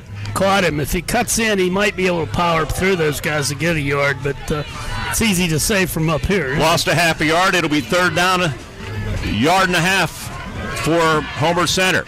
Landon Hill, the running back, takes the handoff from McEnulty. Does have a first down. Landon, as they grab the jersey, good hard-nosed running. Sander Brown on the tackle for the Homer Center Wildcats, saying they fumbled the football, but it was blown dead. Wildcat first down.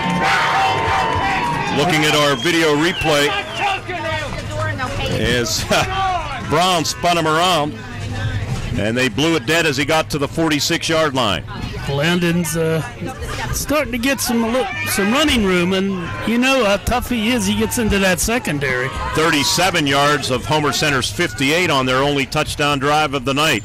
It's 17-8 Muncy. Cole McEnulty going to keep it, and it gets back to the line at scrimmage, and that's all. Inside backer Jason Shuda made the tackle. No gain on the play, second down and 10. Haven't used that little soft toss they have in the backfield there tonight yet. I haven't seen that. Might be effective. Second down, 10 to go for Homer Center. Landon Hill to the right of Cole McEnulty. Slow snap. Cole wants to throw. Floats it out, almost intercepted by strong safety Branson Iyer. That was just thrown into coverage. Coach, we're still he didn't have a good grip on the ball when he picked it off the ground there and let it get away. Big down here. Homer needs to keep their momentum going to stay in this ball game. They can't afford to give the ball up. 17-8, our score. Third down and 10. H-back to the left is Noah Henry from their own 46. They fake it to Landon Hill. Cole McEnulty rolls to his right, throws intercepted by Ty Nixon at midfield, and he's tackled by Landon Hill. Not a good toss from Cole McEnulty, who throws his fifth interception of the season. Rolled to his right. And let's see who it was intended for. Boy, I'm not sure Henry, and he did not see linebacker Ty Nixon. We should have a media timeout, and 4:41 to play in the third quarter. Media timeout. It is media timeout. Muncy 17 and the Homer Center Wildcats 8 on the WCCS Wildcat Football Network. Been since 1969 in Indiana County.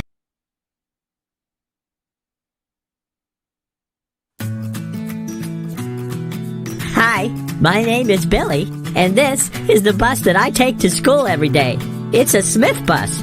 We have a really fun bus driver, and guess what? Smith Bus Company is hiring new drivers. That's right, Billy. Smith Bus Company is hiring.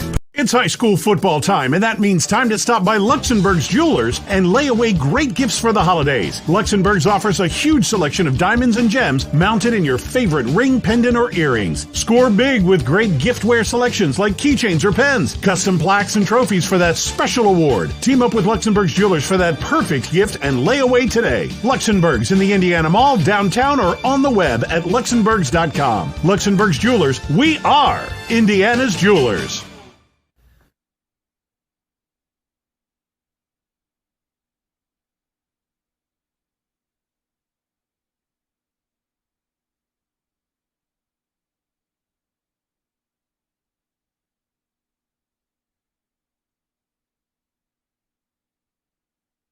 Soggy night. The first turnover of the game goes the way of the Muncy Indians on Ty Nixon's interception. They start from midfield. I'd say do or die for Homer Center as Austin Johnson, the freshman fullback, is back in there, and he's kind of withering in pain again. Bad. I don't know what he's doing back in the game. He limped off. He's getting up and limping again, and Homer's been popping him.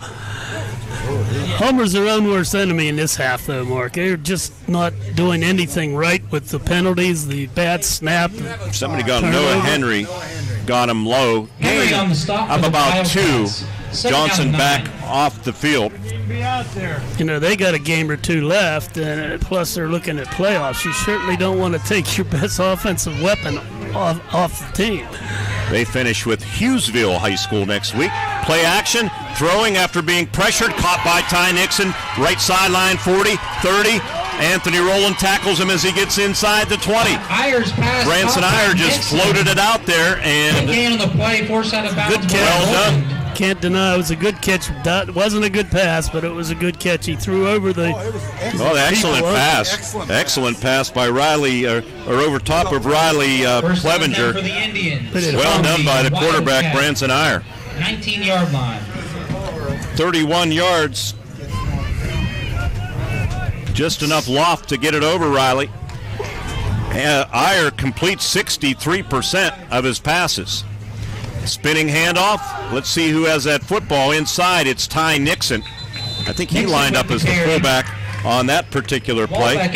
Justin Wallback on the stop limits him to a gain of a yard word for Homer Center. The way the offense is bogged down, this is a must stop. Oh, yeah, it is. It's critical. And right now, I'm not so sure they're not close to field goal range. This kicker has been very good. 2nd down and 9 from the Wildcat 19. They give it to the deep back and into the ball game. It is Elijah Weichel. Came into the game 16 carries for 94 yards. Mason Bell in on so the he's a stop for the capable backup. Wildcats. Mason Bell on the stop for the Homer Center Wildcats. Let's see where they put the football down at the 15. So a gain from the 19 to the 15. 3rd down and 6 from the 15-yard line. Was the old counter play there. Homer defensed it pretty well. Going to be 3rd down and a long 5 from the 15-yard line. 2:45 to play here in the 3rd quarter. It's 17-8 Muncy. Big stop, as you said, Mark. And Ayer going to keep it. Student body left. Trying to get a block. Runs into his own man as a flag flies. Makes a move, and he's forced out of bounds by Justin Wallbeck and Landon Hill. But I have a feeling there's going to be a hold here, Ward, and we'll get a look. I guess we won't get a look at it on our 27 replay monitor. actually locked up the Homer corner out there. So Dan Antonucci says holding on Muncy. On the Indians. Wildcats will be back home 10-yard penalty. next Friday night. Airtime 6:20 on WCCS, 6:40 on our video stream. Berlin Brothers Valley Mountaineers will come to town. You know the last time Homer Center played Berlin? I remember being there. I don't remember the last time we played. The only them. time, October 28th of 2016, Homer Center defeated the Mountaineers 33-10. It's a big deal out there. Berlin. Right by the potato chip Let's see factory. if these guys cheat up a little on these reads. Boy, they're giving them too much room again. They got to get up on There's movement on the right side of the line. Flag on the play. That's going to back them up 5 more and set up 3rd down and 16 to go. Illegal procedure, so now it's the Indians shooting themselves in the foot. Branson Ayer has made the plays. Third down and I don't want to 16. take that away from him. He has made the plays when they've needed them, and this is a situation right here. Homer's D has got to step it up. Football back to the 25-yard line now.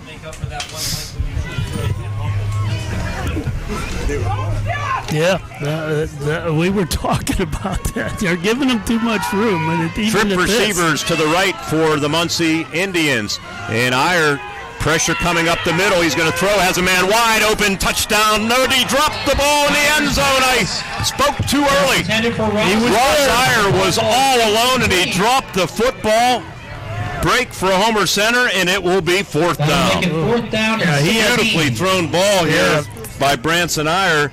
As we look at it, Landon Hill had pressure, and Ayer, normally sure-handed, had coverage beat, and it just went through his hands.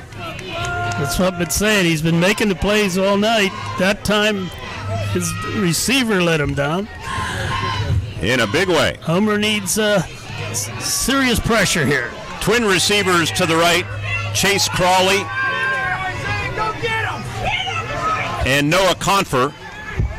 Motion man, left to right, and again throwing for the end zone in the air, and it's incomplete in the end zone. Double coverage, Austin Zenzak, Anthony Rowland, and the Wildcats hold off the Muncy Indians, and let's see if the offense now can go to work.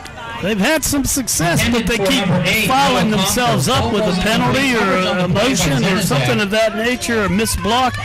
Everything it does, you can do to kill your drive. So they've got 75 yards to go here, and they need to get one in with 1:40 to go here in the third period, trailing 17-8.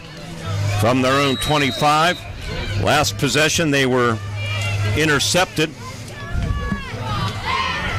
Cole McAnulty takes the direct snap from Aiden Bikina. A little out pattern, and slipping is Michael Krajosik on the wet, soggy turf. Ends up going for about a 3-yard gain up to the 28, and Michael's getting up a little. He may have stretched something there. Hopefully not. 2nd down and 7. Yeah, he's... Wildcats' prior possession to the interception. Bad snap on a punt as they couldn't get anything going. Back to the second quarter, a 3-and-out. And they did have a touchdown drive. That play was destined to go for more, but just Michael slipped. Second down, they only gave him 2, so from the 27, Cole McAnulty hands it off to Hill, makes a good little jump cut on his feet at the 30, up to the 35-yard line, and should be good for a first down for the Homer Center Wildcats. Nice, powerful running. He gets past that first wave, as I said. He is really tough to bring down, and he did it again there. As we look at it, he didn't hold off right tackle, but he cut it back as he got a block from Vinny Taglietti. Bo Steele made the tackle. New set of downs for the Wildcats. We're down to 40 seconds to play here, moving clock in this third quarter of action with Muncy leading 17-8. He's learning how to be a running back, though, but picking up his blocks, using his blocks well, making some good cuts. First down and 10. They give it to Hill again, comes near side, and Xander Brown makes the tackle, forces him out of bounds. And they limit him to a 1-yard gain. Will force him out of bounds. I'll tell you what, I don't know what people were looking for in this game, but it has been everything that I was hoping it would be. And this has got a playoff atmosphere to it. These teams very evenly matched, and there'll be respect shown both ways, I think, when this one's over. Second down and 9 for the Wildcats from their own 36. Final 20 ticks on the clock. Cole McAnulty takes the snap, looking to pass. Throws underneath. Krajosik comes back and gets it for a gain of 5 to the 41-yard line. Just give me one I can catch without having to leap forward or fall down. That's going to be the end of the third quarter. Brought to you by Pat Doherty for Judge 21 Committee. Muncy with the only points at the end of 3. The quarter, a field goal, 24 yards from Loudon Mooring. They carry a 9-point lead in to the fourth quarter on an Indiana Regional Medical Center high school sports night. Battle of two top 10 teams in the state. Muncy 17, Homer Center 8 on the WCCS Wildcat Football Network.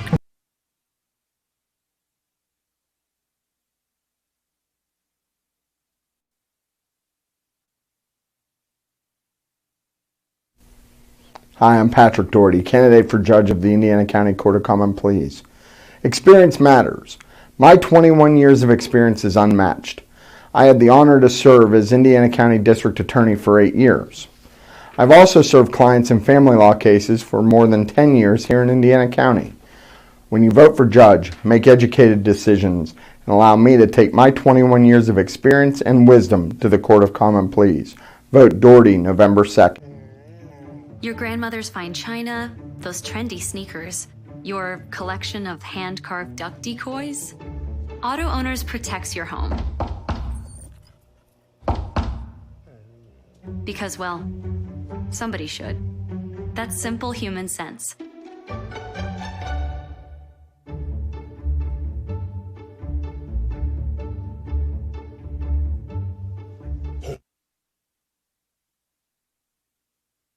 Just about a 1-yard gain, so 4th and 2, down by 9. Looks like Greg Page is going to go for it. Indians, a gain of a couple or bring up a 4th. At the very least, they may try a hard count. That did work earlier in the year. They got to be able to pick this up, though, Mark. If you're going to win a game like this, these are the kind of plays you've got to convert. Let's see what goes here. 4th down and 2 for Homer Center. Landon Hill in the backfield, twin receivers near side. And Cole McAnulty hands it off to Landon, lowers the shoulder, first down as he gets over the 45-yard line to the 46. Good determined running on the tackle. It was Chase Crawley defensively for the Muncy Indians, one of the cornerbacks in head coach Sean Tretro's defense. Nice descriptive word there, determined. He was determined to pick that up. 4-3 basic alignment on their defense. That's the old NFL. From the 46, 1st and 10, H-back right, Noah Henry.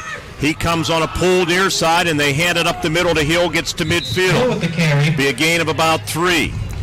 Plenty of time in this game, just churning under 11 minutes. Bailey Hansakolov on the gain of 4, 2nd down and 6. Tackle for the Muncy Indians. Good inside linebacker along with Jason Schuta. They made a lot of tackles tonight. This has been a grind-em-out battle. First Commonwealth quick stats, Landon Hill, 15 carries, 74 yards. Troop not in on this series, 52 yards on 12 carries. 2nd down, long 6. Hand off to Hill again. And into Muncy territory for about 3 more to the 47-yard line. It's Schuta and Zinikolov in on Jason Schuta and his fellow inside backer Bailey had Zinikolov 3rd down and 3. On the tackle. It sets up 3rd and 3 from the Muncy 46-yard line with exactly 10 minutes left here in the football game, and Muncy leading 17-8. All plays being signaled in by Coach Page from the sideline.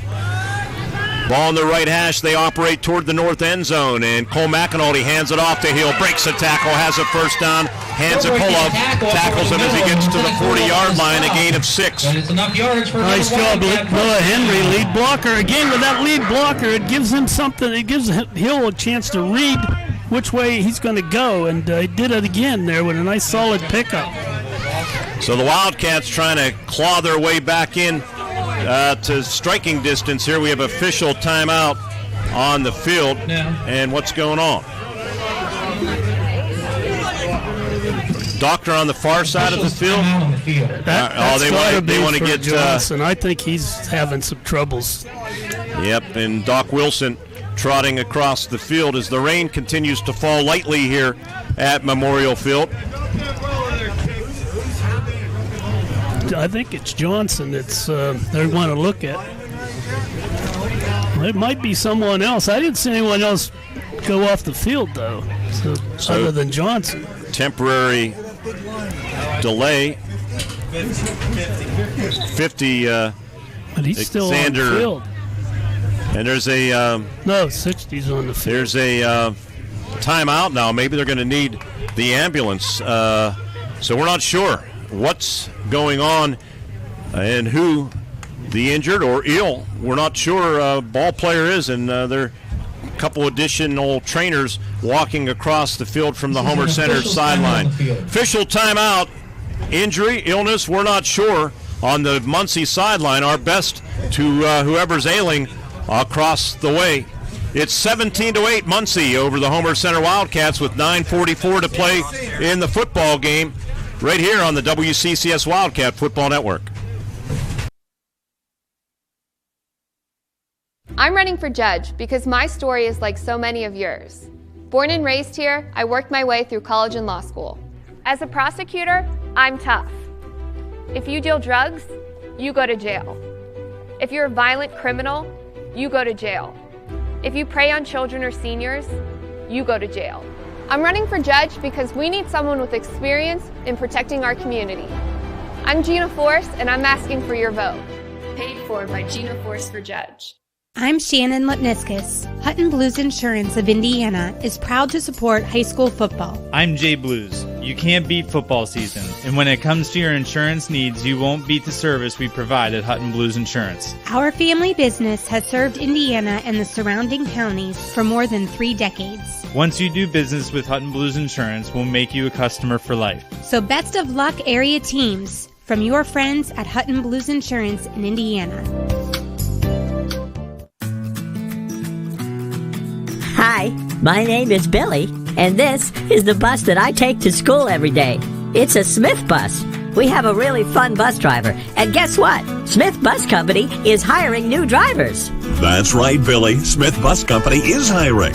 It's high school football time, and that means time to stop by Luxembourg's Jewelers and lay away great gifts for the holidays. Luxembourg's offers a huge selection of diamonds and gems mounted in your favorite ring, pendant, or earrings. Score big with great giftware selections like keychains or pens, custom plaques and trophies for that special award. Team up with Luxembourg's Jewelers for that perfect gift and lay away today. Luxembourg's in the Indiana Mall, downtown, or on the web at luxembourgs.com. Luxembourg's Jewelers, we are Indiana's Jewelers. And Will DeGurney up the sideline, and we are not sure who the injured Muncy Indian is at this point, and we're looking through the rain and a little bit of fog. It's 50, Jerry Rossai saying, and that is Xander Brown. So 17-8 our score here at Memorial Field. Muncy has scored 17 unanswered after Homer Center took the lead early in the second quarter. Battle of these two top 10 teams in the state. Tomorrow on WCCS, Pitt Panthers at Heinz Field hosting the Clemson Tigers. 3:30 will be kickoff. We'll have it for you right here on your home of the Pitt Panthers in Indiana County and over on U92.5. Big game at IUP at Frank Signetti Field as KLU, top 5 team with one of the top defenses in the country. IUP has been on a roll. Big win at Slippery Rock. Who saw that coming in that manner as they shellacked the Rock? Total domination. It was amazing. 45-21 or whatever it was. But airtime 1:30 tomorrow. Jack Benedict, legendary voice of the Crimson Hawks. And Abditori on color, Greg Derhoshnek, sideline reporter, and Renda Media happy to provide 40 tickets to the Homer City Bears undefeated football team. And they will be taking that game in courtesy of your hometown radio stations. You know, you're allowed to do that kind of thing with elementary kids, but you get up to 8th grade, that's a recruiting violation according to the NCAA. But the Bears will take in that big game tomorrow, and we're happy to provide the tickets for them in cooperation with the IUP Athletic Department, Mr. Todd Garzarelli, Athletic Director. At IRMC at Chestnut Ridge in Blairsville's Urgicare, they fast-track you for quick access to their team of medical experts, highly trained and ready to treat all minor injuries and illnesses. IRMC at Chestnut Ridge offers the full spectrum of Urgicare, 7 days a week from 8 a.m. to 8 p.m.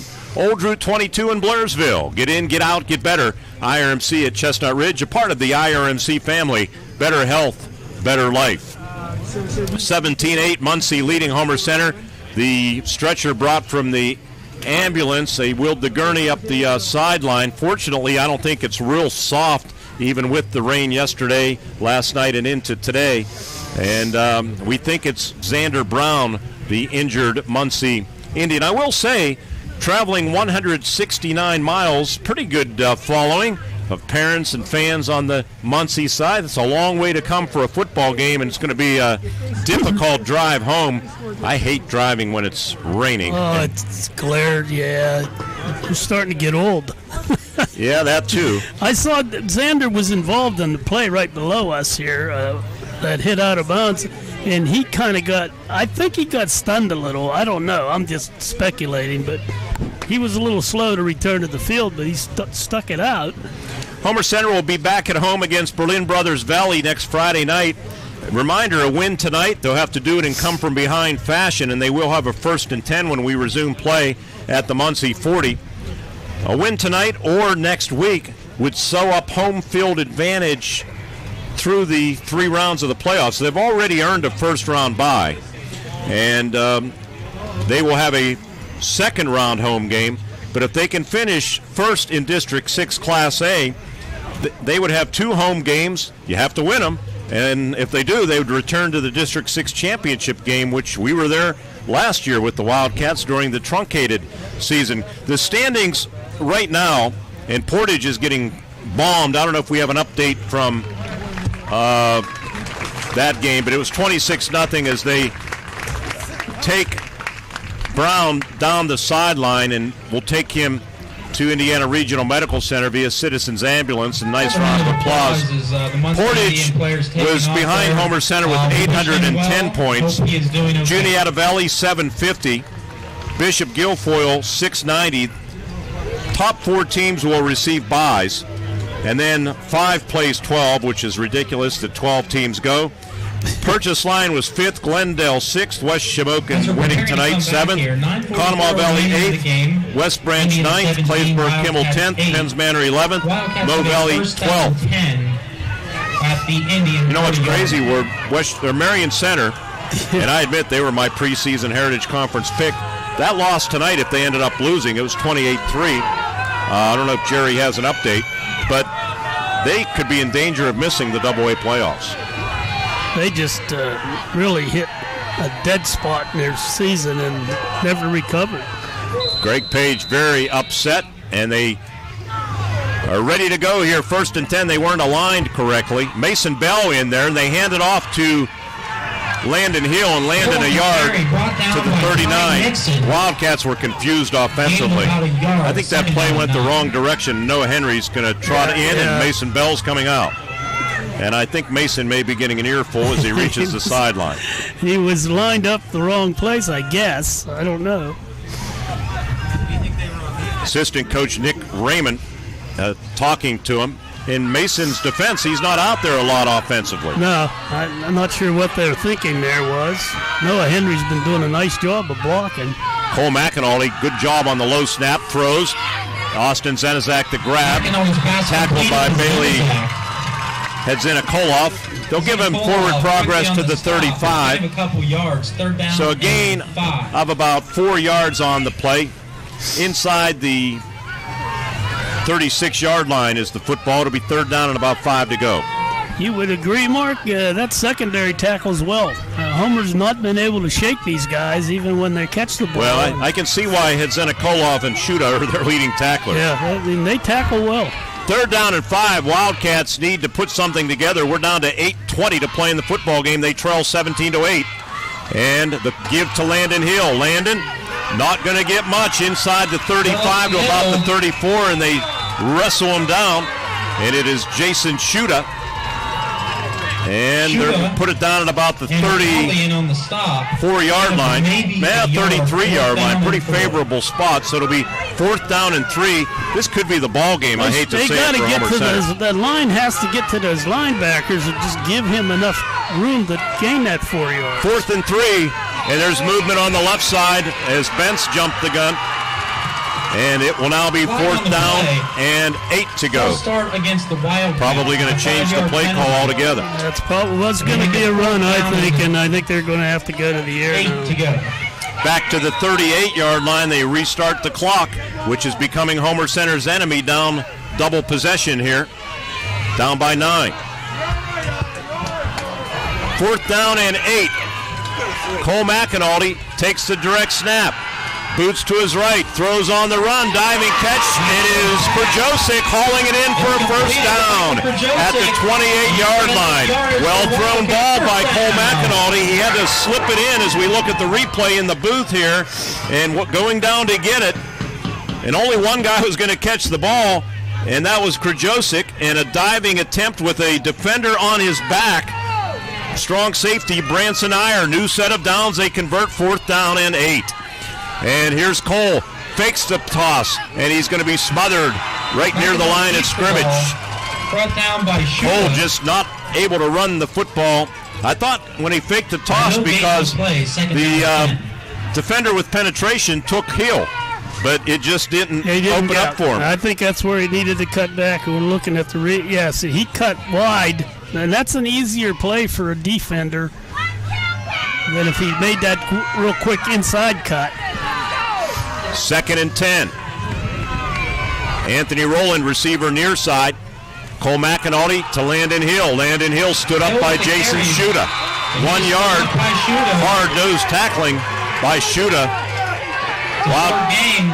Cats fans complaining, but hey, it's football. It's the, and actually, again, Shuda wasn't touched. You got to get to that level to make that play work.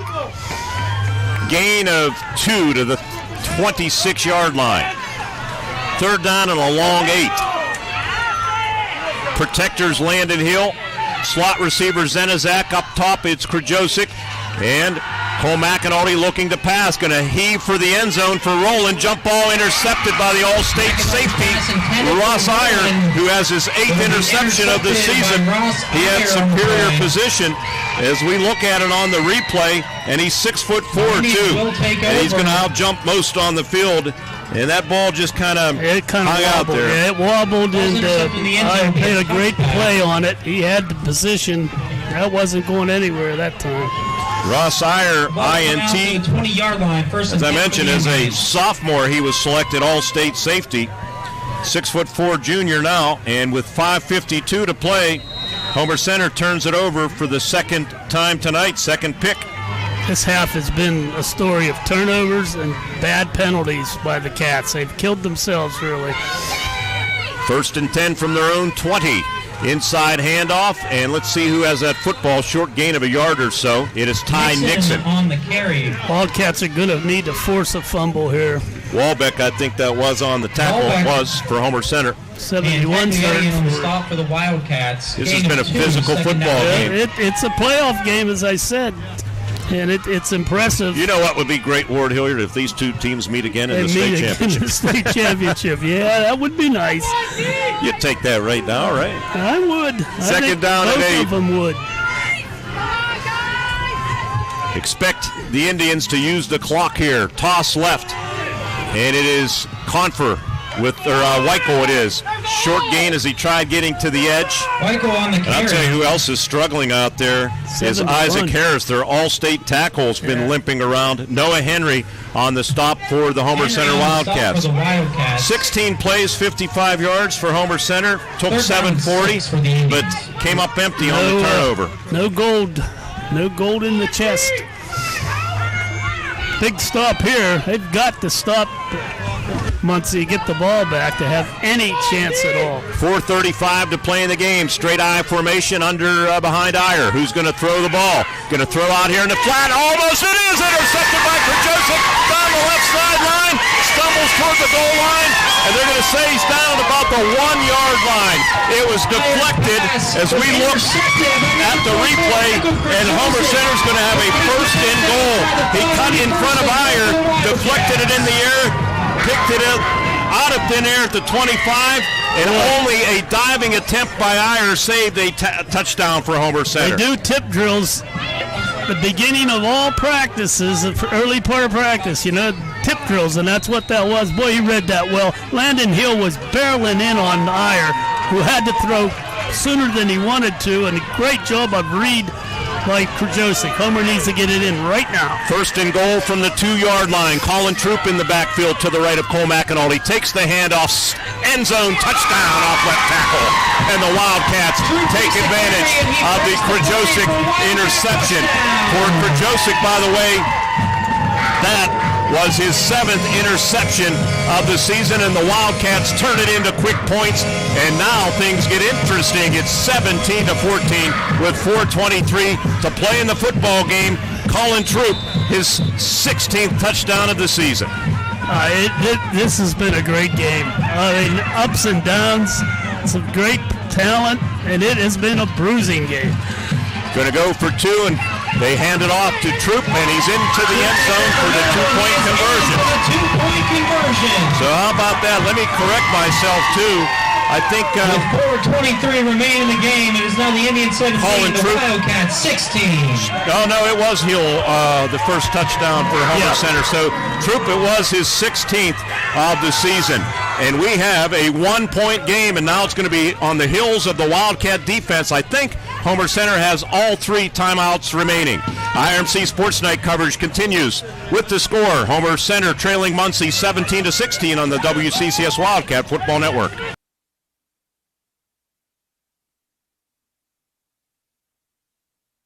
Hi, I'm Patrick Doherty, candidate for judge of the Indiana County Court of Common Pleas. I've practiced law here in Indiana County for 21 years. My wife and I have raised our children here, and I've committed my law career to being an advocate for the most vulnerable in our community. As district attorney, I worked with various organizations to protect women, children, and older adults from abuse. As your judge, I will remember that it is justice for all. Please vote Doherty on November 2nd.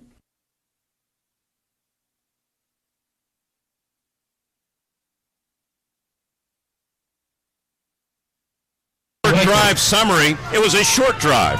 One play, 2 yards, and it didn't take much time to get from point A to point B. 3 seconds. Luther Ford drive summary all night long. Hey, if you're going to squib it, wet ball, why not onside kick it? I know it's early, but why not? They need the ball back. There's a squibber near sideline, and it's going to be picked up and just jumping on it at the 24 or 25-yard line was Ty Nixon, and they're going to put it down. No time off the clock. Media timeout on the field. Muncy going to have it at their own 25-yard line. Media timeout on the field from our S&T Bank broadcast booth. Relationship banking, one customer at a time. S&T Bank member FDIC. It's Muncy 17, Homer Center Wildcats 16 on the WCCS Wildcat Football Network.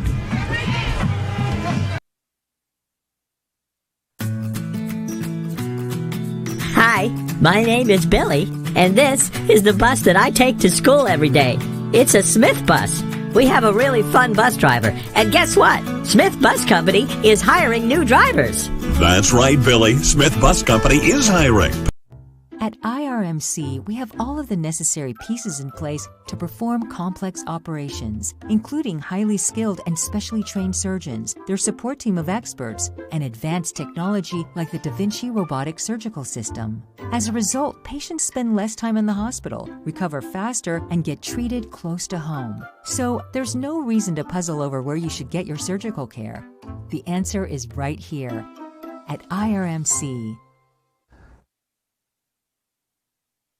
And Krajosic's been a warrior tonight, hasn't he? Yeah, I'll tell you, these guys are going to sleep well tomorrow. It's been a bruising game, and I think that's one thing that people kind of discounted Homer Center, thinking that maybe they wouldn't be able to match up with this team. But, I don't know who would know. Now look at it. Well, they were going on, the reports and the number 3 stuff. 1st and 10, number 7's not bad either, and they give up the middle. And Elijah Weichel's tackled after a 1-yard gain to the 26. Rain has all been subsided here. 4:10 remaining in the game. Michael Yount on the stop. Wildcats absolutely must stop them here. Yeah, with Johnson out of the lineup, that power running is not as effective. They don't have another big back like that. Exactly 4 minutes to play in the game. Wildcats and Berlin Brothers Valley next Friday night. Wildcats would like to come from behind in this one. They scored the opening points of the game, led 8-0. Muncy scored 17 straight. Wildcats just scored to make it 17-16. Toss left, Ty Nixon. Nixon has stood up 1 or 2 yard gain as he couldn't get to the edge. And defensively, Michael Yount and Mason Bell for Homer Center making that tackle. Bell, the number 2 tackler on the Homer Center team, only a yard for Ty Nixon. 3:20, clock churns, 17-16. Homer Center's defense trying to get off the field and get the ball back for the offense. Need to get up on these wideouts if they still want to use that bubble screen. Ross Iyer, cousin of quarterback Branson Iyer, very dangerous. Let's see where he lines up. They wonder if Coach Treto will be a little gun-shy, too, after the interception. Slot receivers Iyer, they go trips to the left, and a timeout called by Muncy. Our timeouts all night long brought to you by Luxembourg Jewelers. They remind you now is the time to stop by either Luxembourg's Jewelers convenient locations in downtown Indiana or at the Indiana Mall and lay away your holiday gifts. Boy, we've had the gift of a great game tonight. It's Muncy 17, Homer Center 16, with 2:51 remaining on an IRMC High School Sports Night on the WCCS Wildcat Football Network. I'm running for judge because my story is like so many of yours. Born and raised here, I worked my way through college and law school. As a prosecutor, I'm tough. If you deal drugs, you go to jail. If you're a violent criminal, you go to jail. If you prey on children or seniors, you go to jail. I'm running for judge because we need someone with experience in protecting our community. I'm Gina Force, and I'm asking for your vote. Paid for by Gina Force for Judge. What a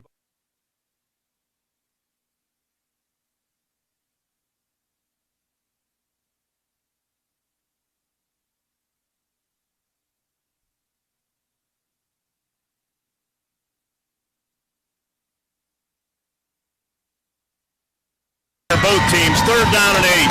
Trips to the right. Iyer looking to pass. Pressure coming up the middle. Wildcats give chase, throwing incomplete on the far sideline. It was the pressure that caused the incomplete pass, in my opinion, and pretty good coverage downfield, too, as we look at it. Pressure up the middle coming from Isaiah Bentz, and Iyer had to flush him out of the pocket, roll to his right, threw on the run, and pretty good coverage by Colin Troop, the intended receiver, across the way. And more importantly, Mark, incomplete stops the clock. Homer saves the timeout. And the dangerous Michael Krajosic stands at his own 45-yard line. The punter is Elijah Weichel, and he gets the kick away, going to come near side, kicks away from Krajosic, and it's going to bounce, does not take a big Muncy roll, and it's touchdown at the 38-yard line, where the Wildcats will be 62 yards away from a come-from-behind victory if they can pull it off. 35-yard punt. You know, I looked at Weichel's punting stats, Ward, and a 40.4 average.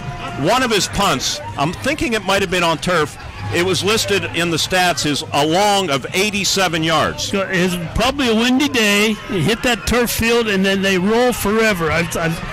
My son played at Duquesne, and they played a game like that out at St. Peter's, and that ball rolled the complete length of the field. Well, the Wildcats, with all 3 timeouts, I do believe at their disposal. Yep, at 2:35. That's plenty of time. It's got to be positive yardage, though. 17-16, Muncy with the lead. Cole's going to throw underneath. Little slanting pattern, and Zenizak is upended at the 45-yard line. Good hard-nosed tackle by Branson Iyer, not Branson. Yeah, Branson, the strong safety who's the quarterback on offense. A gain of 7. This has been a hard-hitting game. That was a real tough tackle.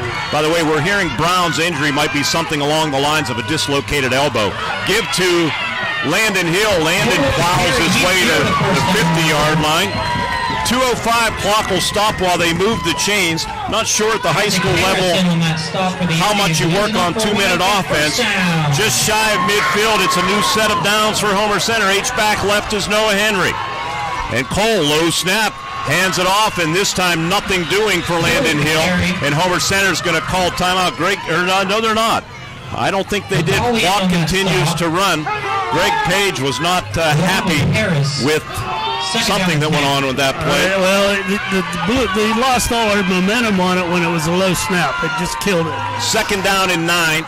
And Cole's looking to throw. Out pattern. It's caught by Krajosic. Out of bounds goes Krajosic as he's forced out across the way by cornerback Chase Crawley, but a good solid gain of 8 yards. It'll set up 3rd down and a yard, and more importantly, it stops the clock with 91 seconds to play in the football game. They put it down at the Muncy 42-yard line. Keep in mind, you pick up a 1st down, you stop the clock to move the chains, and you got to be ready to go. 3rd down and a yard, first things first from the Muncy 42. Cole hands it off to Hill. Hill, 1st down, still fighting for yardage to the 35-yard line. For Muncy, Bo Steele on the defensive end. As we look, let's see the O-line doing a pretty good job here. And they restart the clock, 1:20 to play. As we get back to live action from the Muncy 35. Cole McAnulty takes the snap.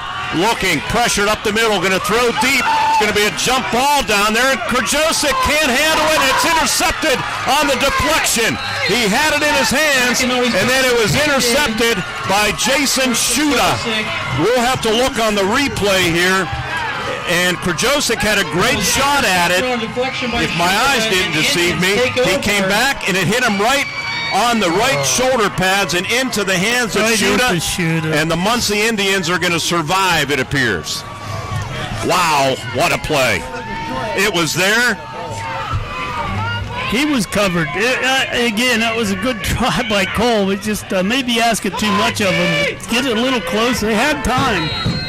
But that's the way it goes. That's just an unfortunate break. I think they still have all 3 timeouts. Yeah, they haven't used the timeout on that, so they could get the ball back. And again, hey, there's always a chance of a fumble, Mark. So let's see. Football is at the 5-yard line. Toss right. Ty Nixon threw an opening to the 10 and to the 15, and that hurts. Dragged down by Michael Krajosik.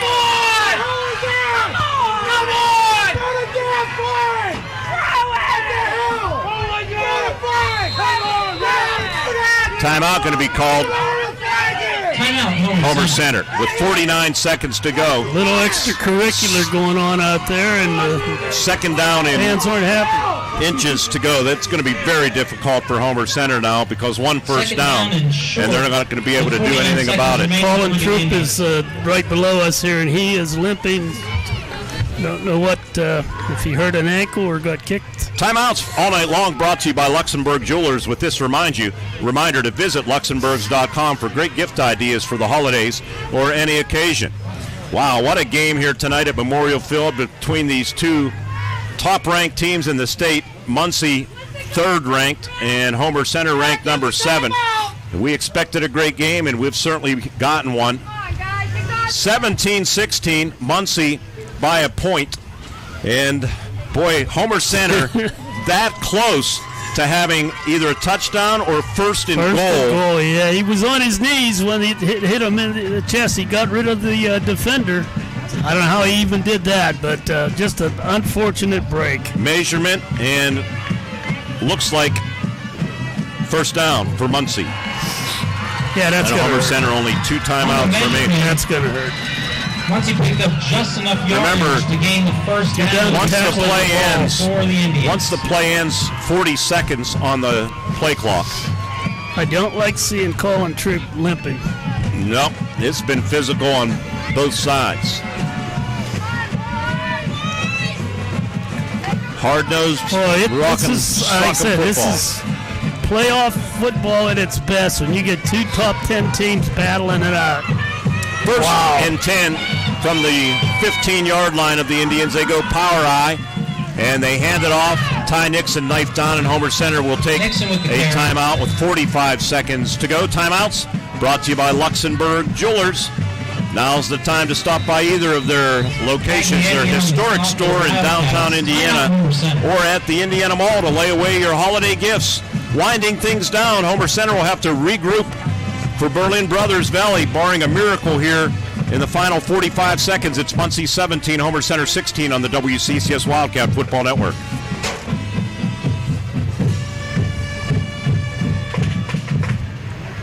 Just one.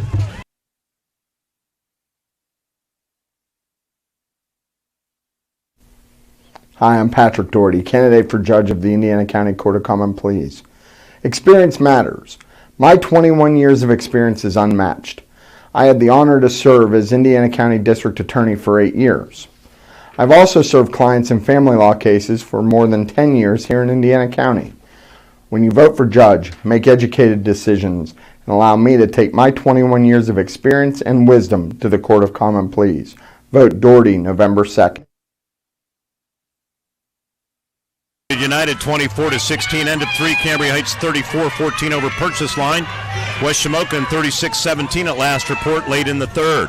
Second down and 9, and the handoff up the middle, and Homer Center going to take a quick timeout after a gain over the 30. Let's see who had that football for the Indians. It was the quarterback, Branson Iyer. 39 seconds to play, and Homer Center has used their last timeout. Muncy can take a knee, and that will be the ball game. They're bound. Homer was down to having to tackle the ball. I don't think they're going to get a chance to do that now. Nope. If you're Muncy, you won't anyway. What a game, though. You talked about evenly matched teams. We were looking at the enrollments and everything, and we get a 1-point game out of it. It's amazing how closely matched these teams are. That's First Commonwealth Bank postgame show right around the corner. We'll have radio replays. Head coach Greg Page will join us. So next week, Berlin Brothers Valley will be another crack for Homer Center to sew up the... It's been nice to do that tonight, though, to be honest about it. I think they gave it a lot out there. They just made too many mistakes this half, Mark, especially third quarter. They might have pulled it out. And Muncy, in fairness, they made a big mistake. They had early in the game, they were... And they made the interception, the biggest mistake for Muncy. Yep. Set Homer Center score up, so that's a two-way street, too. That's why we call it high school football. That's why it's an even game. victory formation, and Iyer takes the knee, and that will be the ball game. Homer Center can't stop it, and Muncy's going to win it 17-16 in a hard-fought game between these two state-ranked teams. I think there's going to be mutual respect between the Wildcats and the Indians as they shake hands. It'll be a happy ride home for the Muncy Indians. And both of these teams, I think, for many of these players, they're going to feel it in the morning because this was a physical football game. Austin Johnson hurt for Muncy. Colin Troop for Homer Center, the top two backs on both sides. Xander Brown, the lineman, off to the hospital with, we hope, not too serious of an injury. Early report was like an elbow-type injury. But Muncy improves to 8-1. They've won 8 in a row. Homer Center drops their first since the season opener. Final score here tonight from Memorial Field: the Muncy Indians 17 and the Homer Center Wildcats 16. Coming back with our first Commonwealth Bank postgame show next, right here on the WCCS Wildcat Football Network.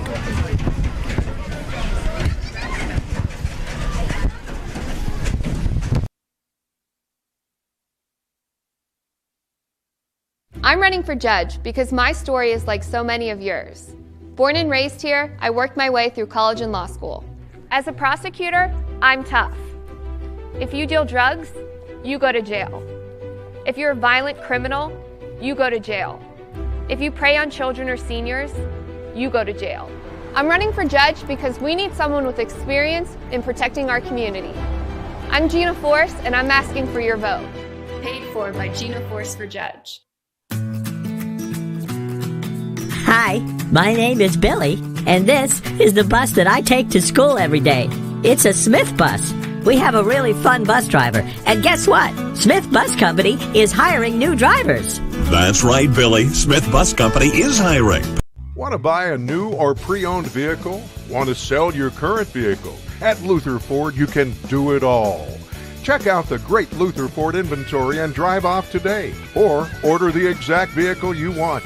Have a trade? Luther Ford will give you a check for your vehicle's high trade-in value.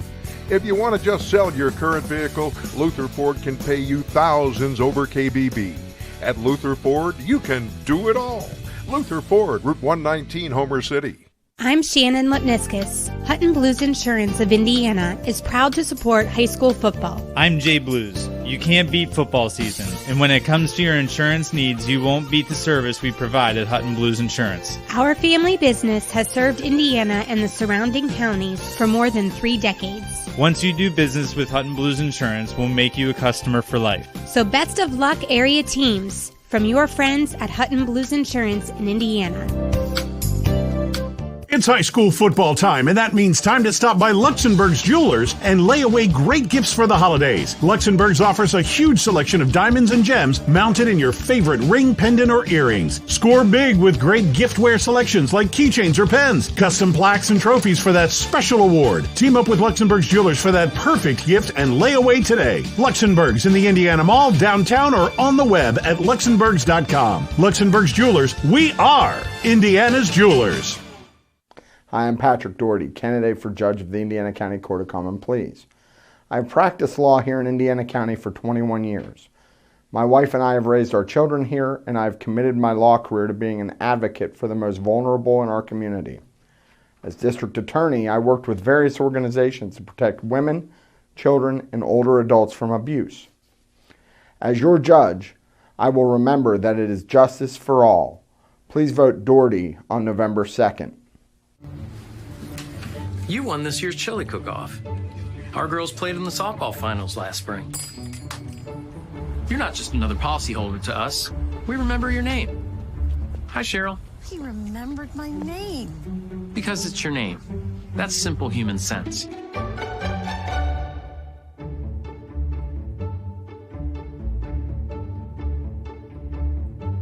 Jeff, Mary, Dan, Sarah. Of course, that interception, Homer Center, off of the shoulder pad in the hands of Michael Krajosik.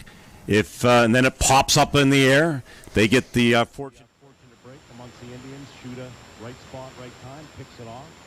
And They hold off Homer Center's threat. If not for that, I think Homer Center wins the game. There has been some time remaining. The other thing, I want to credit their head coach, Sean Tatro.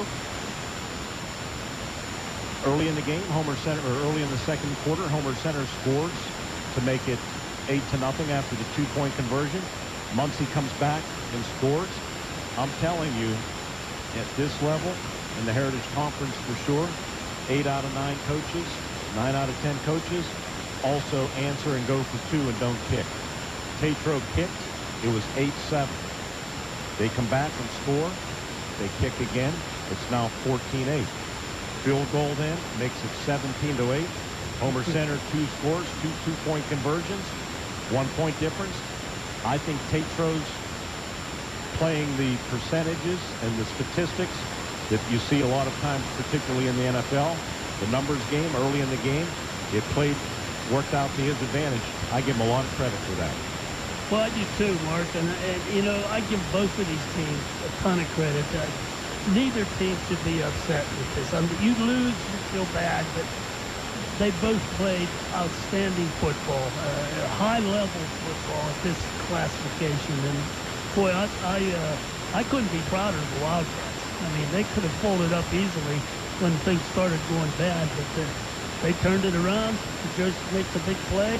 Unfortunately, Michael's also the one that was involved in basically the last play, the clincher for Muncy. But this game could have gone either way, and that's the beauty of it. Is evenly matched teams played an evenly matched game. I enjoyed it from start to finish. Let's recap this football game for you, with Muncy winning at 17-16 at Memorial Field. Scoreless first quarter. Homer Center started a drive at their own 42-yard line. 3-yard loss took the football back to the 50 on the final play of the quarter. So starting the second quarter, Homer Center had a 2nd down and 13. They passed to Michael Krajosik for 37 yards. Obviously picked up the first down and much more. Homer Center worked it down inside the 5-yard line due to Landon Hill, 37 yards rushing of the 58 yards on the drive. And Landon was rewarded for his hard work on that drive. They gave him the ball on a 1st down and goal. From just about the 3-yard line, hand off to Landon. Zigs and zags down to the goal line. Touchdown, Homer Center.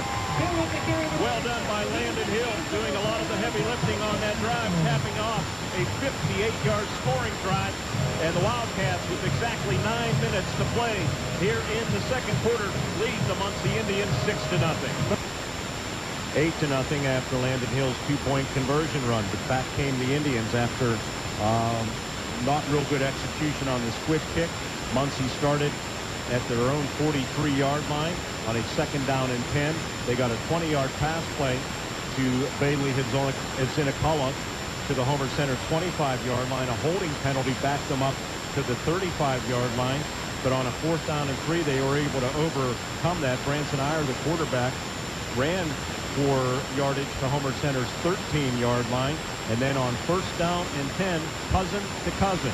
Branson Iyer to Ross Iyer. And they're going to throw out the flat little bubble screen to Iyer. Iyer to the 10, right sideline to the 5. Makes the man miss, and he got in the end zone just inside that orange pylon on the far side of the field. Well done by Muncy. They drive 57 yards. Short field set up by Homer Center's kick coverage. Or the squib kick, I should say, and they made Homer Center pay. They drive 57 yards, and it's 8-6, and looks like they're going to kick the football here. Yes, they did, and Loudon Boring's kick was good. That's the strategy I was talking about, where many coaches probably try to answer Homer Center's 2-point conversion. They didn't. They took the point. It was 8-7. Proved out to be critical. Homer Center 3 and out on their next possession. A 30-yard punt from Elijah Weichel.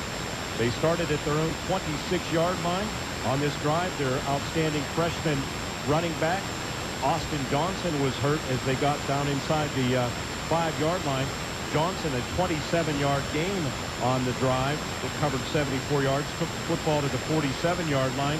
They worked it down the field, and after Johnson's injury and a long delay, they had a 3rd down and goal from the 1. Third down and goal from about the 1-yard line. And quarterback Branson Iyer under center. Turns, hands it off to the deep back. Nixon into the end zone for a touchdown. With 9 seconds left in the first half, the Muncy Indians have taken the lead over Homer Center. Muncy 13 and Homer Center 8 as they drive 74 yards. 14-8 after Loudon's boring second extra point, and the first half came to a close with Muncy outgaining Homer Center 160-122. So we head to the second half. Homer Center started the half with the football. A couple of penalties bogged things down. They had to punt it away, but a bad snap on the punt. Michael Krajosik hurt, but he did come back, fortunately, but he was tackled at the Wildcat 2-yard line. And then there was a unsportsmanlike penalty because there was clearly, we had the benefit of seeing it on the replay, a targeting helmet-to-helmet contact that wasn't called.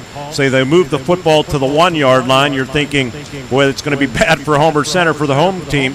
But 3 plays lost 5 yards. There was a sack, so they settled for a 24-yard Loudon boring field goal that was good, made it 17-8 at that point with 7:08 remaining in the third quarter. Homer Center's Cole McAnulty was picked by Ty Nixon on the next possession.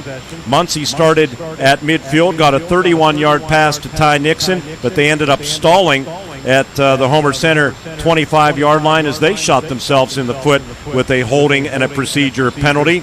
Also had a touchdown pass that was dropped in the end zone by Ross Iyer. So the quarter ended with Homer Center trailing 17-8. Into the fourth quarter, Iyer picked off Cole McAnulty, and that was, I think, in the end zone. So Muncy started at the 20-yard line, and only 3 yards on 2 plays. Muncy with that 9-point lead. Well, head coach Sean Tatro decided to go up top. It was a decision he probably regrets. Straight I formation behind Iyer. Who's going to throw the ball? Going to throw out here to flat. Almost it is intercepted by Krajosik down the left sideline. Stumbles toward the goal line, and they're going to say he's down about the 1-yard line. It was deflected as we look at the replay, and Homer Center's going to have a first and goal. He cut in front of Iyer, deflected it in the air, picked it up out of thin air to 25, and only a diving attempt by Iyer saved a touchdown for Homer Center. Well, it didn't take them long. First play, Colin Troop, a 2-yard run. He added the 2-point conversion. 4:23 to play. We had a 17-16 score. Muncy, after the kickoff, 2 plays, 2 yards, 3rd down and 8 from the 27-yard line. Incomplete pass, 30-yard punt. Wildcats were set up with 2:35 to go. But they drove it down and had it, I think, at about, I didn't mark it down, but I think it was about the 35-yard line. And Cole McAnulty, a pass toward the goal line. Michael Krajosik had to come back at the ball. Tough conditions, rain, fog, lights, and it hit his shoulder pad in his hands. And fortunately for Muncy, caromed up in the air, and Jason Shuda took the carom, intercepted it at the 2, and returned it to the 5.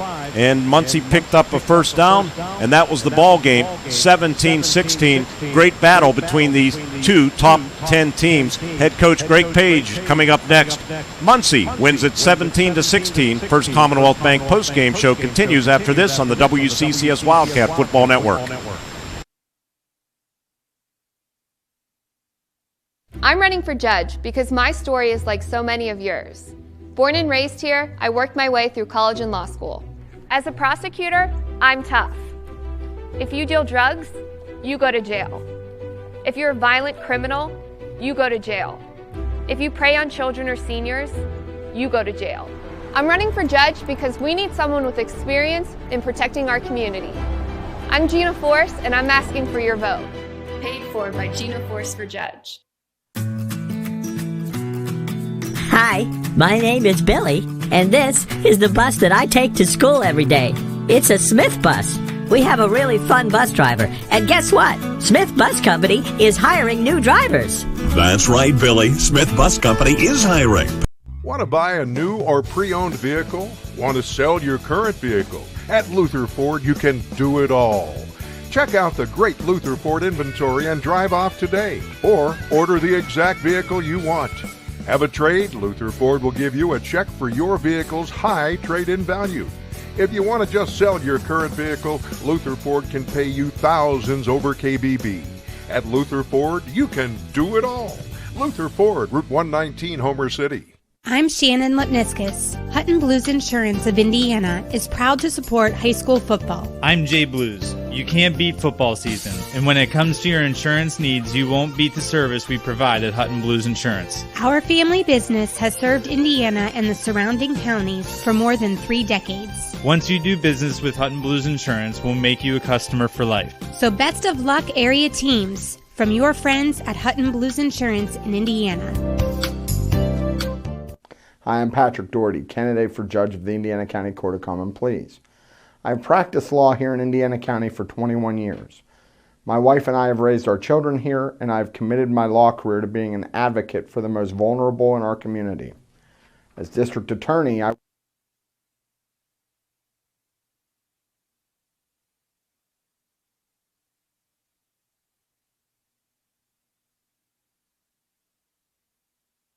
welcome you back in the booth on the First Commonwealth Bank postgame show with head coach Greg Page. Hard-fought game here tonight, 17-16. Muncy escapes with the 1-point victory. Coach, you couldn't ask for much more other than you'd rather be on the winning side, but that was one hell of a football game. It's been a long time since I've seen two teams really battle each other like that. It was just incredible as far as the physicality and the back and forth, and I give them credit. They made fewer mistakes than us tonight. That was the difference. Second half, penalties, couple turnovers, very costly. Game of inches down at the goal line.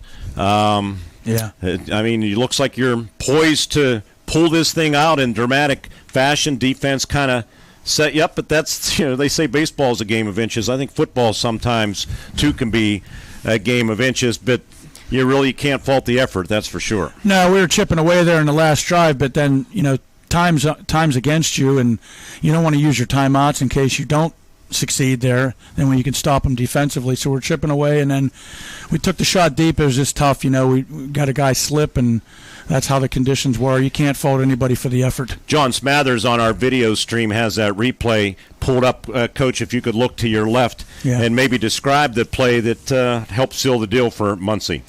Well, it was just a go. We went. I think that's tough because he's coming back, and I think it was Iyer, the safety, that caught it, not the linebacker.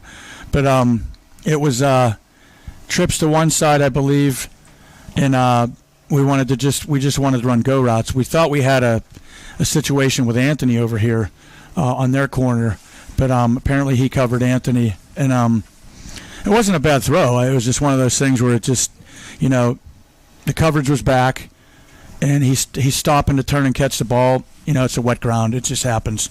That could have been huge for us. I said to Ward Hilliard, as you analyze this football game, I give their coach Sean Tatro a lot of credit because you took an 8-0 lead. They come back and score to make it 8-6. I'm telling you, many coaches try to answer your 2-point conversion. He played the numbers game with a good kicker. It worked out to his advantage. Trailed 8-7, but the next touchdown extra point made it 14-8. Then the field goal really proved to be the difference. I kind of like the way he played that, to be honest with you. Yeah, well, he has a really good kicker, and that's, I'm sure every coach is going to be confident that, hey, we're going to score another touchdown. And then, the miscue on special teams. Fortunately, we kept him out of the end zone because I got a penalty there after the bad punt snap. By the way, it was targeting. We watched that on the replay too. Well, not only that, but the hold call when we were rolling there on our first drive, and I thought the whole. I'm going to sound like sour grapes here. I thought the hold call was ridiculous, and so that put us back to a point where now it's third and it ended up being 3rd and long, over 10, and it's tough in these conditions against a good defense. Penalties at key times hurt you tonight. Yeah, we jumped off sides. We jumped illegal procedure. Maybe good teams, really good teams, make you do that. I don't know, but that's not totally characteristic of us. Like I said, the one hold call I thought was not warranted. There was one or two other ones we had that were legit. I mean, you get those types of things. My penalty, of course, that's me popping my mouth off. But as it turned out, I think it was a 1-yard penalty, so I got a little bit of money's worth there. And the defense did a heck of a job because they lost 6 yards and had to settle for a field goal. They did, yeah. So, hey, listen, I'm not going to fault the effort of our kids one bit. That was just a physical battle. I mean, I don't know. I hope they expected that coming down here. I expected that with them. But our kids really rose up tonight. Yeah, they certainly did. They come up a point shy, and you'll have to regroup. I wanted to talk about your two backs. I thought they ran hard. I know Colin Troop was nicked up a little bit. You can talk about that. And Landon Hill, man, he was really, really determined tonight. Troop goes over 1,000 yards this season, and Landon goes over 100 yards tonight, 102 on 23 carries. I give our line a ton of credit there because in a lot of situations we were trying to get them to pull a fifth guy out of the box, and in certain formations where we like to run, they weren't doing that. They were keeping 7 in, and I'm telling you, 7 guys in. Their 3 linebackers, their front's big, but their 3 linebackers were really good, particularly 25 and 42. So it was just a battle up front. Our guys were getting some push. 60 was impressive on the D line too, but yeah, those guys, they found the seams. Credit to all our guys, our front 5 on offense, and Noah Henry, Mason Bell got in there a little bit too, and our backs did run very hard. Yeah, 60, by the way, is McCauley, and he was having a field day early in the game, and I don't know if there were adjustments made, but I know I didn't call his name as much. Yeah, we stopped pulling because we tried that a couple times, and he was doing what a D-tackle was supposed to do. He's following the pull guy, and we weren't. It was too far to block down on him, but he was good enough to follow the pull and create havoc in the backfield. Coach, 2 more things. On the pregame show, I told a little story about a message that you received from the Beer family at Purchase Line. Andrew was seriously injured last week. You weren't at the game, of course, due to your own illness, and we're glad to have you back.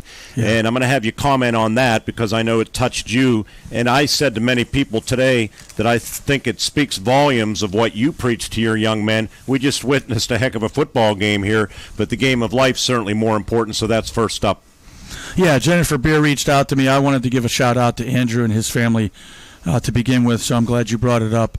It was a very nice email that she sent to me on behalf of our kids and our program, more so our kids. That has to come more from upbringing than it does, coaching staff.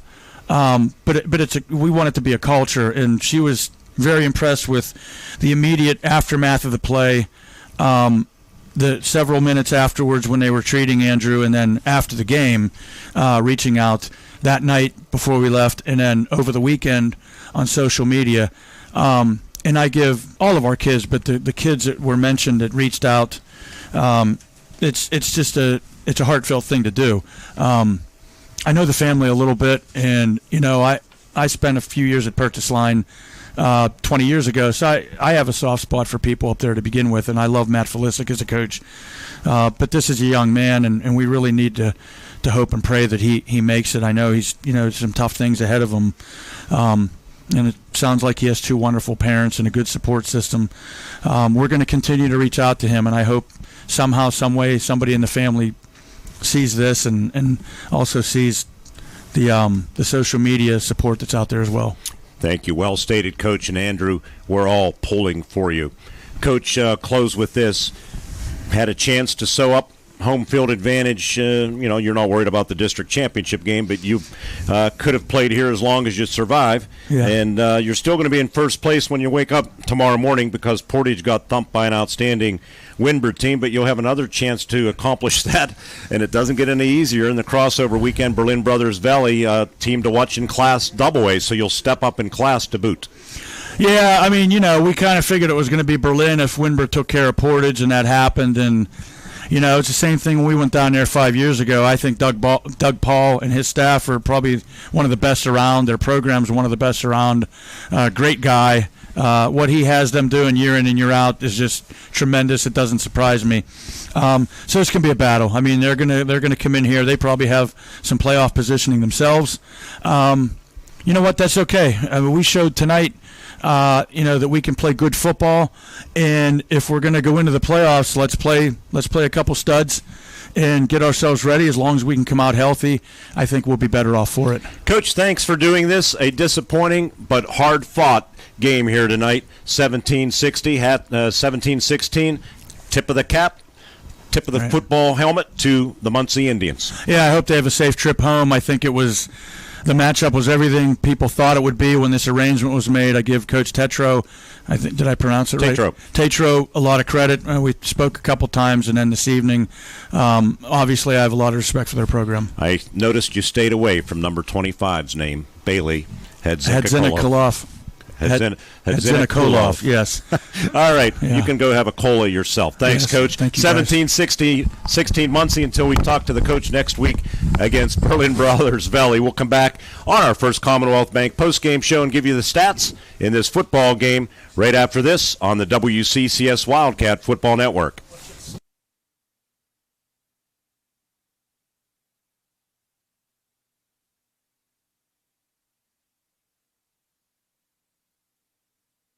Hi, I'm Patrick Doherty, candidate for judge of the Indiana County Court of Common Pleas. I've practiced law here in Indiana County for 21 years. My wife and I have raised our children here, and I've committed my law career to being an advocate for the most vulnerable in our community. As district attorney, I worked with various organizations to protect women, children, and older adults from abuse. As your judge, I will remember that it is justice for all. Please vote Doherty on November 2nd. It's high school football time, and that means time to stop by Luxembourg's Jewelers and lay away great gifts for the holidays. Luxembourg's offers a huge selection of diamonds and gems mounted in your favorite ring, pendant, or earrings. Score big with great giftware selections like keychains or pens, custom plaques and trophies for that special award. Team up with Luxembourg's Jewelers for that perfect gift and lay away today. Luxembourg's in the Indiana Mall, downtown, or on the web at luxembourgs.com. Luxembourg's Jewelers, we are Indiana's Jewelers. You won this year's chili cook-off. Our girls played in the softball finals last spring. You're not just another policyholder to us. We remember your name. Hi, Cheryl. He remembered my name. Because it's your name. That's simple human sense.